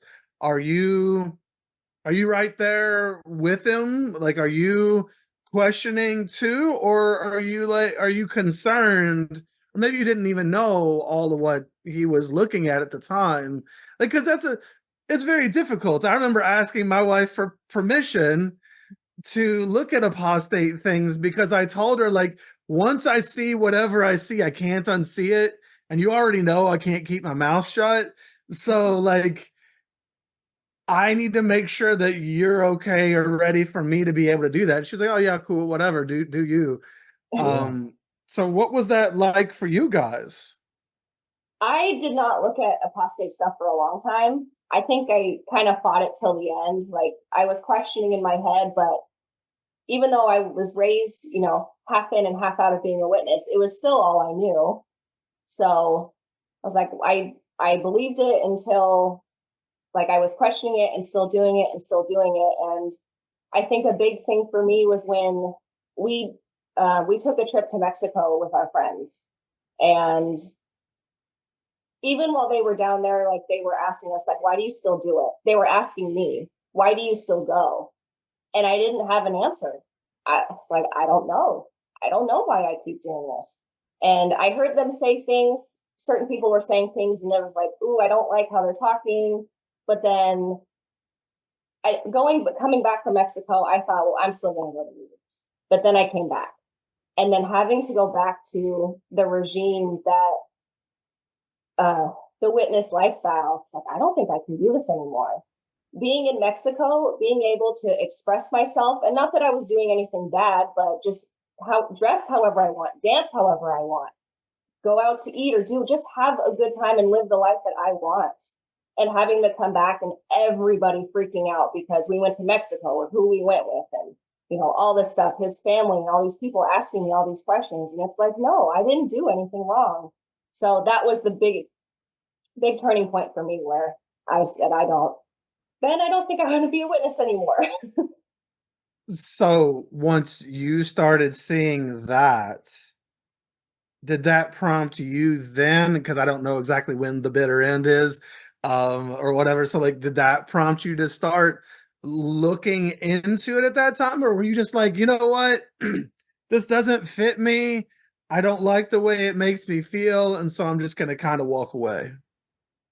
Um, with my history and I went through some certain traumatic events as a teenager. Ben told me about that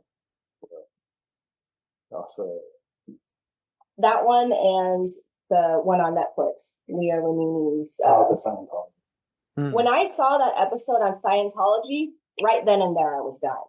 Because being a child of abuse, not necessarily in the religion, but just in general, watching that and seeing how hearing over the years how witnesses would trash the Catholics about being abused and all these things, and then hearing about it in this religion that I gave so much of my life and my heart to, I said, no, I can't support this. There's no way.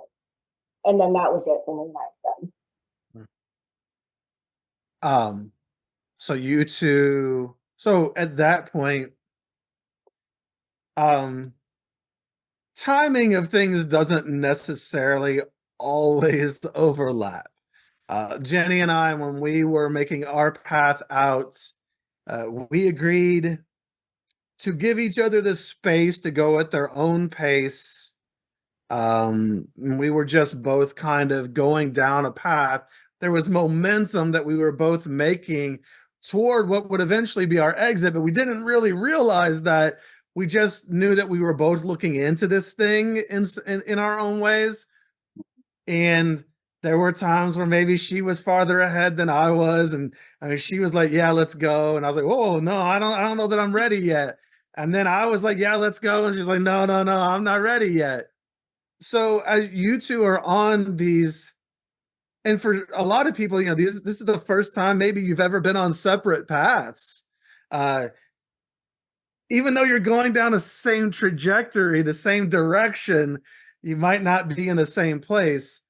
So were there tough conversations or moments where you all had to have these really difficult conversations well, and I guess he had already kind of opted out. So I guess maybe what was it like when, and maybe I'm wrong, but it sounds like maybe you kind of caught up, Natasha, so to speak, because you started looking at it. Like, did you all have any like big conversations, any moments in there where you all really had to sit down and talk about all of this? And like, where are we and what are we really doing with this thing now together?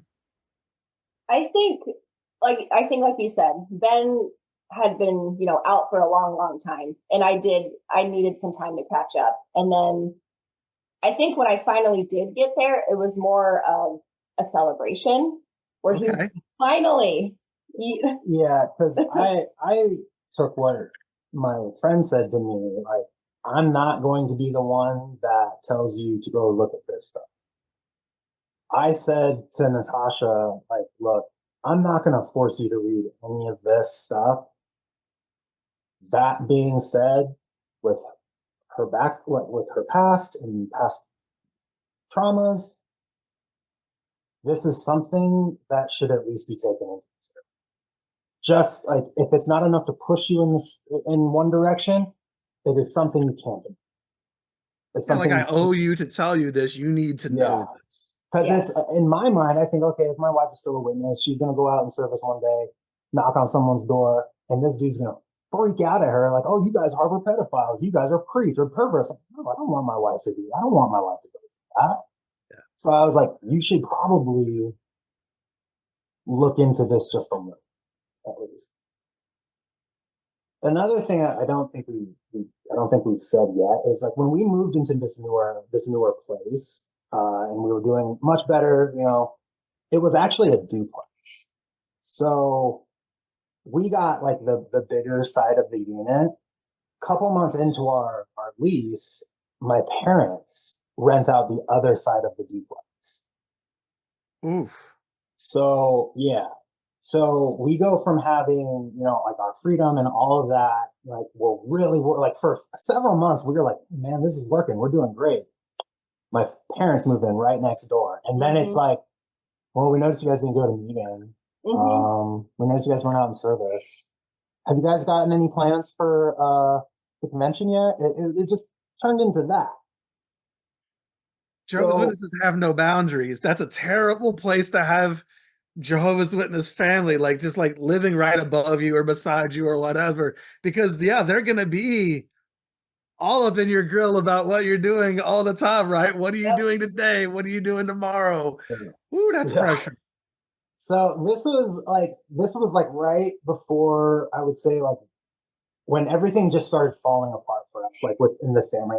This was like at the beginning of COVID, I would say. Yeah. And like I said earlier, like growing up, I always just had like a fascination with media, pop culture, fantasy, sci-fi, all that kind of stuff. And at one point, Tasha had invited over a couple of her coworkers that are huge Dungeons and Dragons. And I had never played Dungeons and Dragons in my life. I've always wanted to, never got to play. So these people come over, I get to know them and their kid, and we're having like a fun time just laughing and joking. I go into work the next day or a couple of days later at a carpentry shop that my dad owns, and I was working to like help him out. I thought it would be fun to make my new friend a wooden game board that he could play D&D on. And it was just made out of some scrap, and I'm just like cutting it. My dad comes in like, "Oh, what are you making, son? What's going on?" And I'm like, "Oh, I'm making a game board for my friend." "Well, what game board is it?" And I was like, "Oh, it's Dungeons and Dragons." Like I told him, this is the first time I played it, and man, it was fun. Dude, his eyes were this big, and he's like, "What are you doing playing that game? Do you have any idea what it like is said of in the society about Dungeons and Dragons?" And I'm sitting there at my workbench, like, what the fuck is going on? Is this guy joking? Like, this is clearly a bit. Like, he's joking. He's yelling. He walks into his office. 5 minutes later, he comes out with a stack of paper like that. And it was all things he had printed off like the Watchtower Library about Dungeons and Dragons. From what, like the 70s? From like the 80s and all that. And like he is just going on and on about like, I don't know if I can be in business with someone who doesn't take their spirituality as serious, and they're gonna play spiritistic games like that. And I'm just like, what on earth is happening? This is a joke. Like, this is a joke. And he just kept pushing me and pushing me and pushing me about my spirituality, how my wife is gonna resent me, how like I'm not gonna live forever because I played this game. And then that was just like, you know what, Pop? I've got some things to say to you that I've been holding in for a long time. And that was just, I opened that jar and I was just like, I have always hated being a witness. I have never believed in it. I've never even so much as liked a majority of the people that I've had to go to the Kingdom Halls with. I don't believe in, and I tried telling you this when I was a kid, and it just turned into a huge fight. And that's when I was like, Tasha, I don't think we're going to be able to figure it out. I just had the talk with my old man. And that was just, it just couldn't stop from there. It just wouldn't stop. Started the fire. Yeah. Couple things there that you spoke about. That's just such an amazing story. What a way for it all to come out. I mean, what a know, dude. strange way, right? Dungeons and Dragons, but do you know that Gary Gygax was a witness? Yeah, the creator of that was one of Jehovah's Witnesses. Yeah. It has been said that he may have left over because of how he was treated about that game that he had created. Wow. I don't, I wasn't there. I don't know all the history, but it sounds interesting. But also something, your dad said about how your wife was going to see you. There's a question I was wanting to ask you, Natasha, and then him saying that brought it up for me again. And that is, Well, I guess, did you, or maybe why didn't you, if you didn't, turn him in or go to the elders and say, hey, my husband here needs help, right? Like my wife and I had that discussion about why she didn't turn me in. So I'm just wondering, I don't know, did you go and try to get him help from the elders, like through shepherding calls and such, or did you at some point make a decision like, I'm just going to, like, I know his heart, I know who he is, and I'm not gonna go down that path? Yeah, I never tried to get him in trouble. And what you asked reminded me of something that an older sister told me.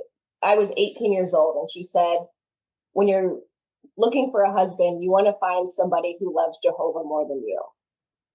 And to me, that didn't make sense. In my mind, my future husband, why would I want him to love somebody else more than me? And so I felt now on that end, it's like, I love my husband more than this religion. No, he's not perfect, and neither am I, but I love who he is, and this is his passion. I don't care if he plays Dungeons and Dragons. So, But to be clear, Dungeons and Dragons is not my passion. I've just played it a couple times. oh no, I just mean like I, culture and I things like in it, general. but it's not my passion. It's Ben's new group. It's his new religion. You know what I mean? Yeah.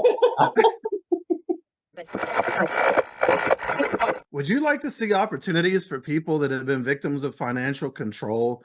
Really like all of us that left the cult that have been discouraged from education, ambition, and financial literacy. Would you like to see those individuals have resources available to get help? Wouldn't it be nice to see job opportunities available for ex-Jehovah's Witnesses who have been isolated from even knowing what those opportunities might be? Do you have a small business, but maybe you don't know how to market it or put it in front of the right people? Or maybe you have a hard time selling what you have or what you do because you've been told your whole life that you're not good enough. Are you struggling because you have no network to work within and so your opportunities are very limited? What if you had access to help you to actually manage the money you made so that you kept more of it and maybe had some chance at actually retiring with dignity someday? If these things sound good to you, I'm looking for people that are looking for such opportunities. I'm looking for people in the community that are recruiters, marketing professionals, employers, and those who want to be helped in these areas. And if you're not in the community and you listen to this and you're like, hey, I have a business and I think I could help in some way, feel free to reach out. Please go to exjwhelp.com. Again, exjwhelp.com. Or I'm calling this the Uprising Project. So you can also go to theuprisingproject.com for more information and to apply to be included in some exciting new opportunities that I'm working very hard to bring into the community. Together, we can all rise up. Yeah, we always just gave each other room to like express each other in ways, whether it was like the form of media that we were attracted to, whether it was a movie, music, whatever. We always found a way to bond over that kind of stuff. Mhm. So we had a tendency to like the same thing. So like she was like, "Oh yeah, I've never played Dungeons and Dragons either." "Oh, you mean that thing the kids from Stranger Things play?" "Yeah, I'll try it out." So we went into this thinking it was essentially nothing. Again. We grew up, our Yeah, it's a parents game. taking us, yeah, like we grew up, like our parents taking us to go see the Lord of the Rings movies or the Pirates of the Caribbean movies. Yeah. And right now, my dad is flipping out about Dungeons and Dragons. I was like, oh, this is weird, man. And yeah, Tasha was always just like, she was never gonna like turn me. No. we had that rule where like, we're not snitches. No. We're not gonna tell on each other. We won't lie for anybody, but we're not gonna tell on each other because we're not doing anything. We're not doing anything wrong. Well, right. And again, going back to what that older sister had told Natasha, I mean, you guys loved each other first, not that other thing. And it's just so crazy to think of how it can drive a wedge between people. You're talking about media. I remember I threw away all of my tapes. Yes, I'm that old. And you know, I had to get rid of all my tapes when I married Jenny. And later on, I don't know, 6 months, a year later, something, we were talking and I finally felt comfortable addressing some of the types of music that I really like and how I had gotten rid of, you know, Eminem and Yeah. things like that. And she was like, "Why'd you get rid of that? We could have listened to that." You know, and I was like, "Oh, Awesome. like, well, now I gotta go buy that again, right?" And Yeah, it's that's just like, true, man. but you're so afraid sometimes to tell even your spouse, your partner in life, who you really are, what you really like. And um, for me, I couldn't shut up about what I was learning. That's just not never been me. It's why I probably do what I do today. I'm just not good at keeping my mouth shut. So I had to talk about it, and it put me in a really bad place because Jenny could have turned me in, but she knew that I wouldn't have made a big deal out of nothing, that there was something there. And I think it tapped into maybe some things that she had felt, but maybe not connected to enough to express. Yeah. And so, you know, that can be a part of even growing together through all of this is I mean, I know for us it was there was a bonding that occurred over all of that, over waking up together and going at our own pace and being able to see this. And then that celebration moment when you come together and say, "This isn't for us, is it?" Yeah. That's it's a really amazing thing to go through. Yeah. Yeah. Um, so what happened after you all had that celebration? After you all realized that, after you both realized and came to that conclusion that maybe this wasn't for you, what was your path? Kind of again, like we didn't do like I shouldn't say we were doing some like free falling. We were just trying to like figure out, Oh, sure. because now that now that we're not a part of this religion anymore, we do have a little bit of extra free time. We do have a little bit more, opportunities to go and try these different endeavors. And like one thing that we really, really are bonded over is we're Tasha growing up, playing sports. Like she's naturally athletic and she has that competitive nature in her. I wanted to lose weight at a certain point, so I changed my diet and I got really into boxing, like really, really into boxing. And it was something I'm like, Tasha, I think like come with me. You come here. And it's just, you know, being in that culture, that kind of strict regime, and just seeing what your body is capable of, like emotionally and physically in those circumstances, really is something that helped us. Like you put everything out on the bench, you just like you hit until you can't hit anymore, because that's sometimes everybody needs that. You just need that expression, and that's what boxing really, really gave to us. I have to laugh because I wanted to box. It was at the it was at the end of our witness life, and I was looking into boxing. I really, really wanted to do that very, very badly. I didn't because I was still holding to enough of their beliefs at the Yeah, time. And it's not been something that I've chosen to pursue since, but it is something that I do have interest in. It's just can't do all the things I want to do. But I think sure. that, yeah, boxing, that's really cool. So did you, Natasha, get into something that you wanted to do, or did you get into boxing, or just support him? I did boxing, for myself too, because all Cool. the trauma and things that we've been through, it really does help put everything in two fists and get it out on the bag. But also being into yoga, I was able to kind of transition into maybe the more taboo things that the witnesses didn't like, where I started learning about astrology and about crystals and just about like Eastern medicine and herbs, and diving into that has been really fun for me.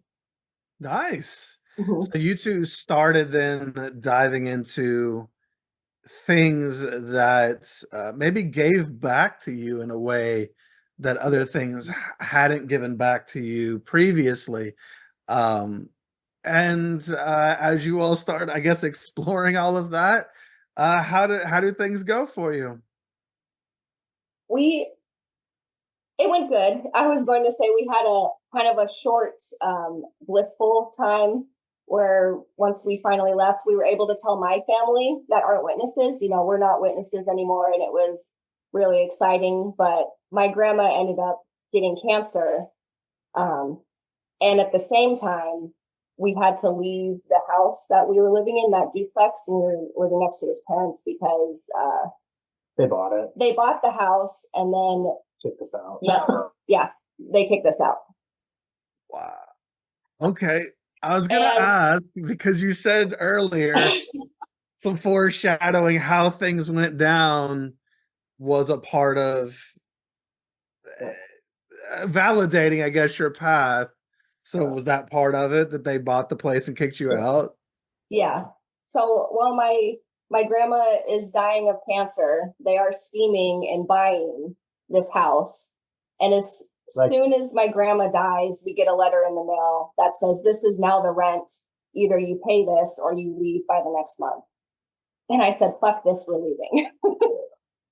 So it's like my parents had ended up buying the duplex with my sister and her husband. And we had like talked about, because we really liked that We did. duplex. We really liked that. And Tasha and I had talked about like possibly even buying, maybe buying it with our parents or my parents, fixing it up and like trying to turn around and sell it or turn it into Airbnb. Her grandparents, when her grandma was still alive, even expressed interest in buying. So it's not that weird that they ended up buying it. It's just how they did it. How they did it was kind of, well, certainly the timing of it and the way that it was done is not super cool. Yes.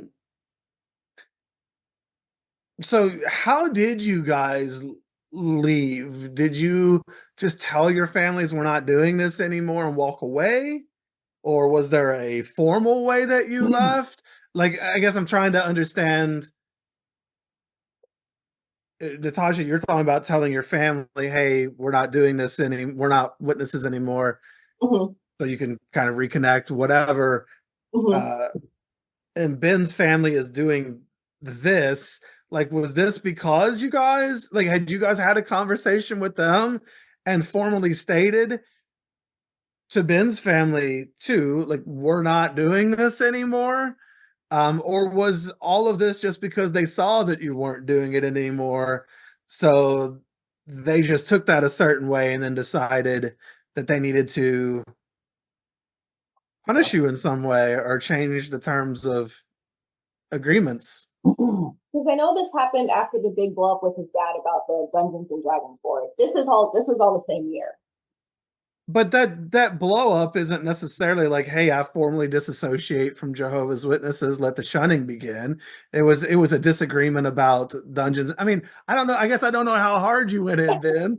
so You know. the way I would say like the definitive like between me and my family, like my parents, was my dad and I were wrapping up this cabinet job down in Seattle, and we were on our way back home.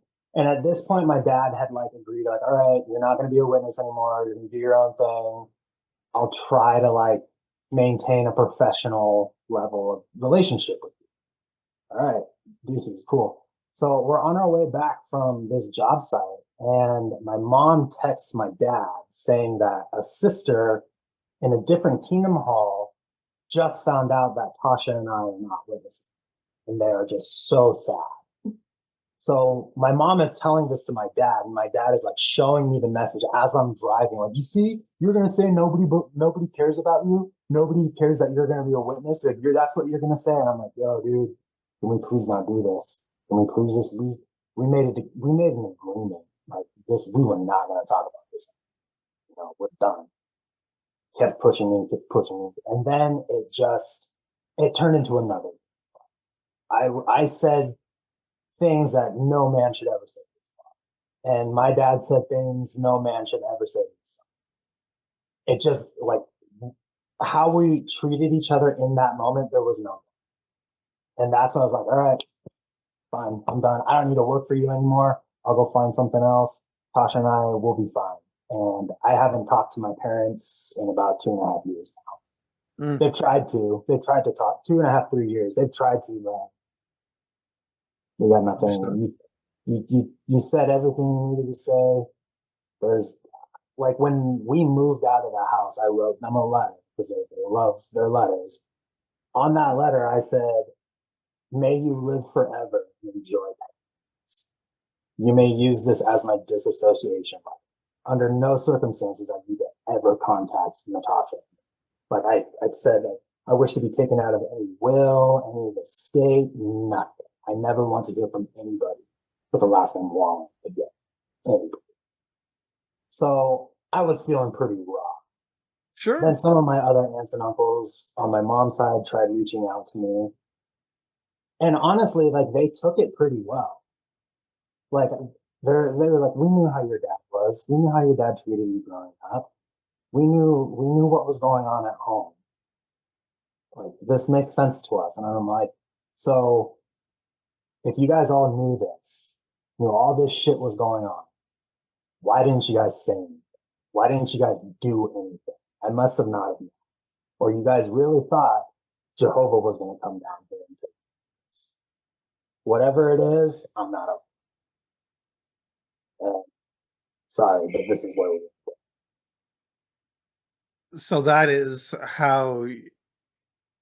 the exit you got off on, so to speak. And I can definitely understand. I mean, these interactions, I had just a very brief outburst with my mom during a conversation because she kept pushing buttons and I popped off. And it just, once they know, or well, in my case, once they knew, I don't I don't respect this thing anymore. I don't believe this thing anymore. I'm out.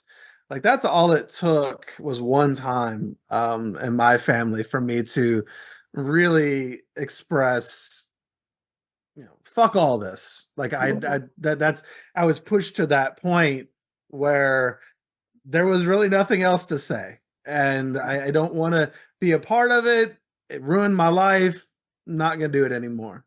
And And that's tough. And then those situations are very emotionally charged because especially for us, there's a lot we've left unsaid for all those years.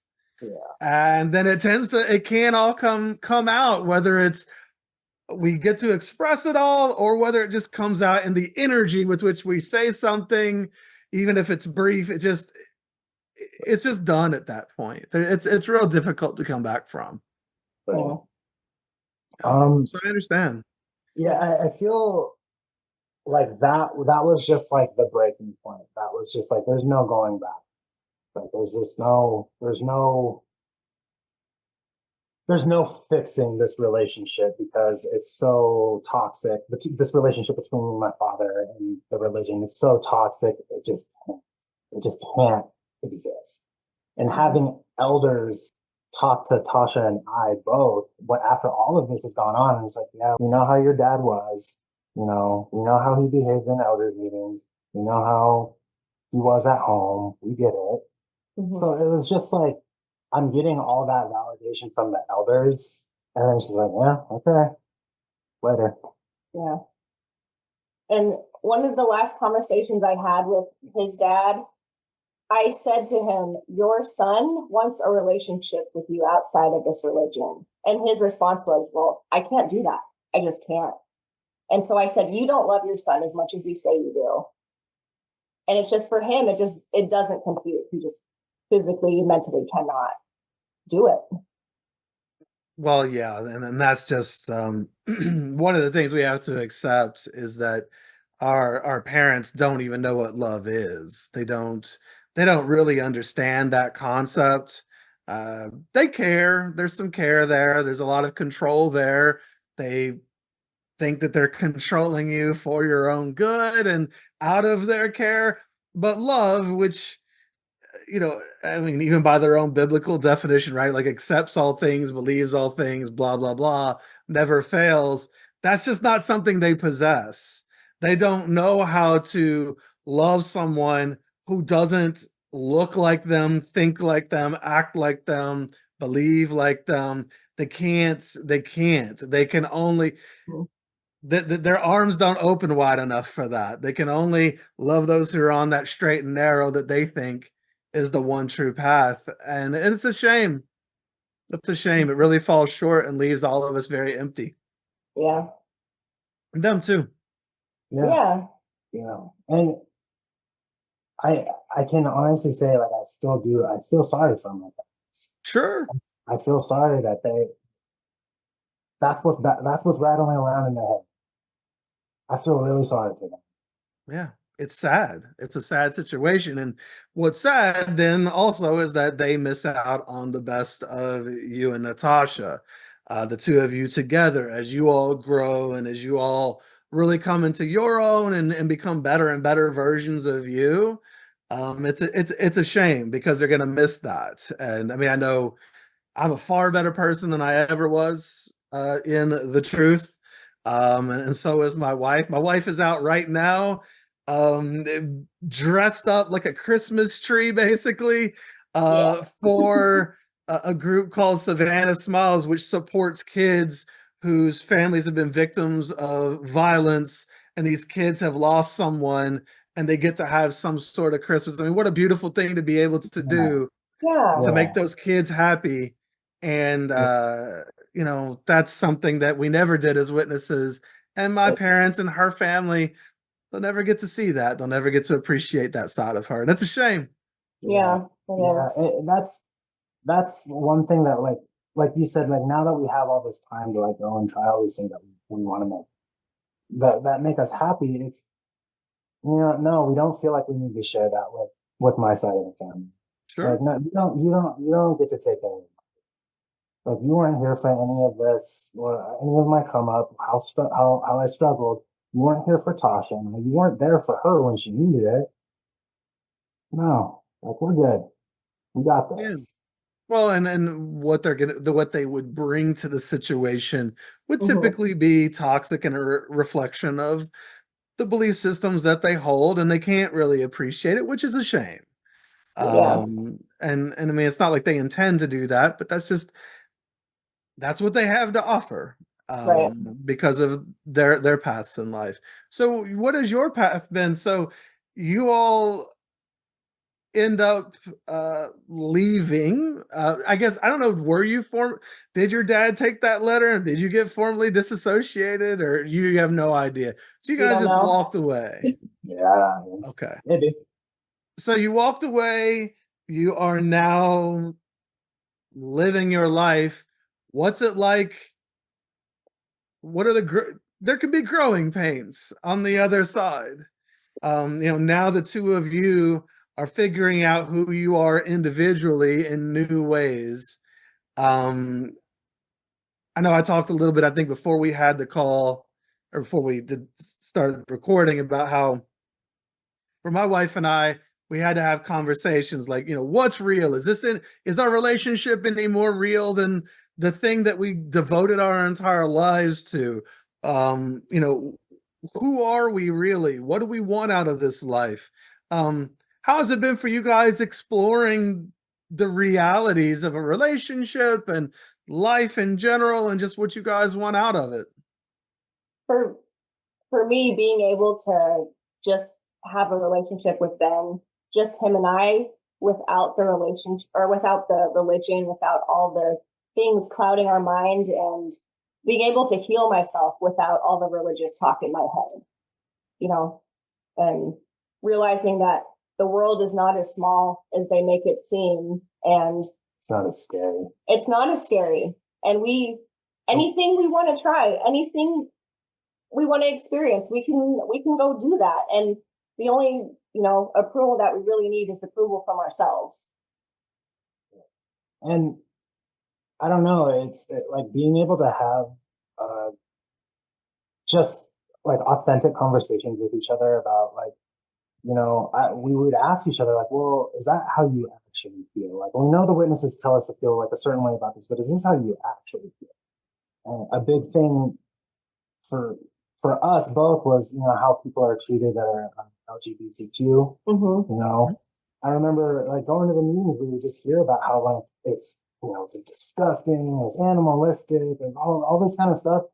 And I remember sitting in the Kingdom Halls thinking like, I know there's a couple kids in here that are struggling with that specific thing, and you are talking about them like they're not here, or like it's like, how long before we start putting white hoods on in these meetings? Like, that is so hateful. So being able to like remove ourselves from that way of thinking and just being able to say like, well, how do you feel about people who identify this way, or how they feel, and her being able to tell me this is how I actually feel, and like it's just, it's so freeing. It's beautiful. Like just being able to have an authentic conversation as husband and wife without any like, oh well, I'm a ministerial, or well, I'm a full-time pioneer, or like we're not measuring spiritual dicks here. Like we're having actual genuine conversations with each other. And I know I'm rambling, but doing that during COVID, I think just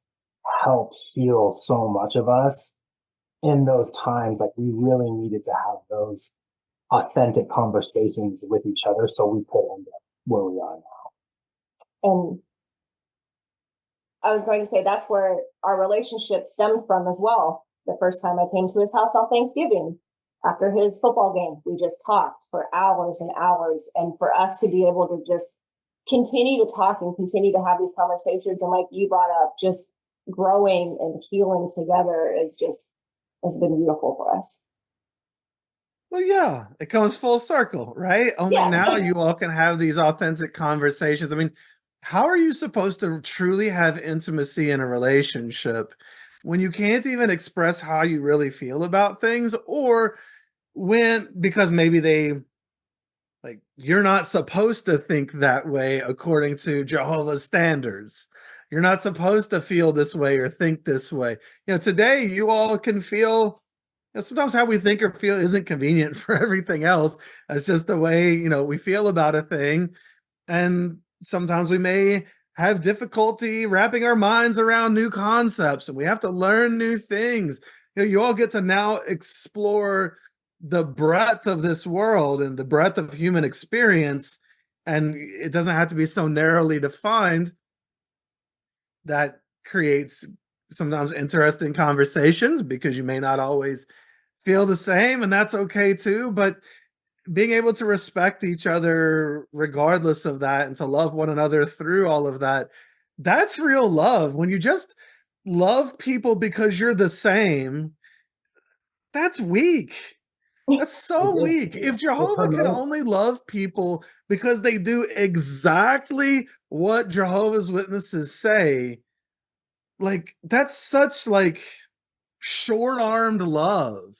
I can love people today who are completely different than me.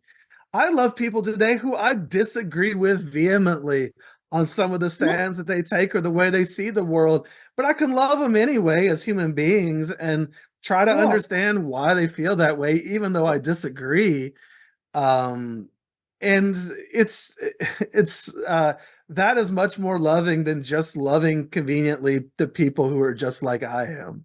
Yeah, that's the beauty of the human experience, is being able to meet different people and hear their backgrounds and hear their experiences or how they feel. And it's like, wow, your experience is so different than mine. Like, please tell me more about that. Yeah, that's what I loved, especially about leaving, is meeting new people and hearing from them what they've been through or how they feel about things. And it's like you can definitively say, yeah, there's a lot of uphill battles when you come out of this religion, or any kind of high control group. There's a lot of uphill battles. There's a lot of social norms that you have to overcome. There's a lot of things you have to learn. But when you do overcome those things, if you realize this is the way life is supposed to be, that deep inhale that you take from your breath that isn't rattling, that's the way breath is supposed to feel in your lungs. You're not supposed to feel shaken and scared by going to a place that's supposed to bring you peace and sanctuary. This is the way life is supposed to be lived. And it's not perfect. You know, people have their own interpretations, but just being able to live without that overhead is just something that's really hard to explain to people that haven't experienced it. Have, so would you say that this experience of waking up and leaving has brought you closer together or pushed you apart in ways? Brought us together, absolutely. It's definitely I mean, brought us. I kind of got that. Yeah. But I was going to ask, and I want to, I want to make it clear too that, obviously I'm happy for you. I mean, Jenny and I are together as well still, but I also, want to be very clear that that's not going to happen, nor should it happen for everyone. There are going to be people who are going to leave and they're going to say, hey, what we both want today, we're two different people. Yeah. Or maybe we married for the wrong reasons. Yeah. Or maybe I never even wanted to be married. Or maybe I even, there are people who are married and in heterosexual relationships that shouldn't be there and never Right. should have been, but they had to conform to this thing. So what I just, like I'm really excited for you guys and I'm happy for you. And a lot of your story even kind of mirrors some of ours, and I feel a connection there. But I just want to say I know that there's so many people who afterward are going to part ways. And I don't want to cast any shame on that either, because Oh, Right. no, of this course is not. so hard. It's Yeah. it's we were all put at such a disadvantage from the jump. There was so much, we were all stunted individually and relationally. And I'm just happy everybody gets out however they get out, and that Yeah. they can find their happiness. But I absolutely loved seeing that, sometimes it does work out in these ways as well. It can be its own, it can all be its own beautiful thing, whatever that process looks like for everybody.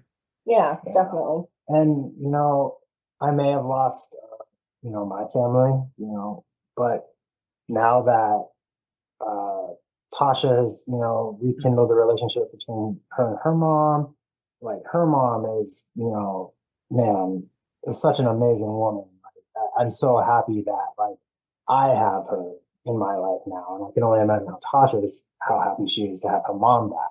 So we did get some good things. We did just have to let go of some other things that just ultimately didn't really serve us any purpose. But we got everything. Yeah. Something has to die to be reborn, right? Something you can't hold everything. Something sometimes has to be let go of so that you can hold on to something new. And it's just and at the end of the day, we're not making necessarily the decisions for other people. It's their belief systems, it's the way they see the world. um my address is the same, my phone number is the same, my email is the same. People know how to reach me if they want to, they don't want to, and that's their choice. Yeah. Fair Yeah. enough, there are individuals who can make that choice. But we all have to decide where our boundaries lie and what we are willing to tolerate or have or experience in our lives, and as well. And so be it. And we have to. That sometimes freedom comes with a price, right? Yep. So first of all, today's your birthday, or is tomorrow or it's your birthday weekend? It's my birthday weekend. Yeah, I turned 33 on Monday. Okay. So a collective happy birthday to you, Ben. Thank But you. it's also the holiday season. So I just Yeah. wanted to ask, you guys, now that you've connected or reconnected, I guess more so with Natasha's side of the family, have you guys got to do any holidays together or anything like that? My mom got to come out for Thanksgiving, and so she got to celebrate our 10-year anniversary with us. And that was the first time I was able to cook Thanksgiving dinner, my mom and I together. We had our friends over, so we had a big Friendsgiving. So she got to meet this amazing group of people that we've surrounded ourselves with and have been there for us pretty much every step of the way. It was really beautiful to have my mom there. And even though my grandma's not here, we don't get to make the memories that I wanted after leaving her religion. Just having my mom here, it just felt like, you know, my grandma was here too. And I know she'd be happy for us. Oh, that's beautiful. Yeah, you know, my Tasha's grandparents had always kind of made it like kind of known they didn't really get along with my parents that much. And like when we were on our way out, my parents would say stuff like, "Oh, I bet Tasha's grandparents are really happy that you guys aren't witnesses anymore, that you guys are not part of this cult or whatever." And they never once said anything like that. If anything, like they were both sad because they viewed it as like, you know what, you're losing your faith. Mhm. That's sad to us. That's really sad. But Yeah. we get to have like our granddaughter's here and she's happy. That's all that's important to us. And like the one time we did get to celebrate Thanksgiving with her grandma before she ultimately passed away, she's like, all right, I'm gonna ask you guys, what are you guys thankful for? Because no one's ever asked us, like, you know, what are we thankful for over Thanksgiving? And I said, like, you know, I'm thankful for the sport of boxing. I'm thankful for the relationship I have with Natasha. And I just said, I'm happy I'm not a Jehovah's Witness. And everyone at the table, including her grandma, as sick as she was, just, yeah! It was awesome. It was so great. Just seeing her grandma like that happy and her grandpa that happy to have their granddaughter back was something I couldn't, you know, recapture. I think that that's a great way to end this this interview. I think end it on grandma being excited and throwing her arms in the air and celebrating, because it is something to be celebrated. At the end of the day, you know, we focus a lot on the pain of shunning and the family ostracism and things like that. But that's not the end of the story. The story goes on, right? We can't Yeah. always tell everybody's stories way down the line, whatever it may be.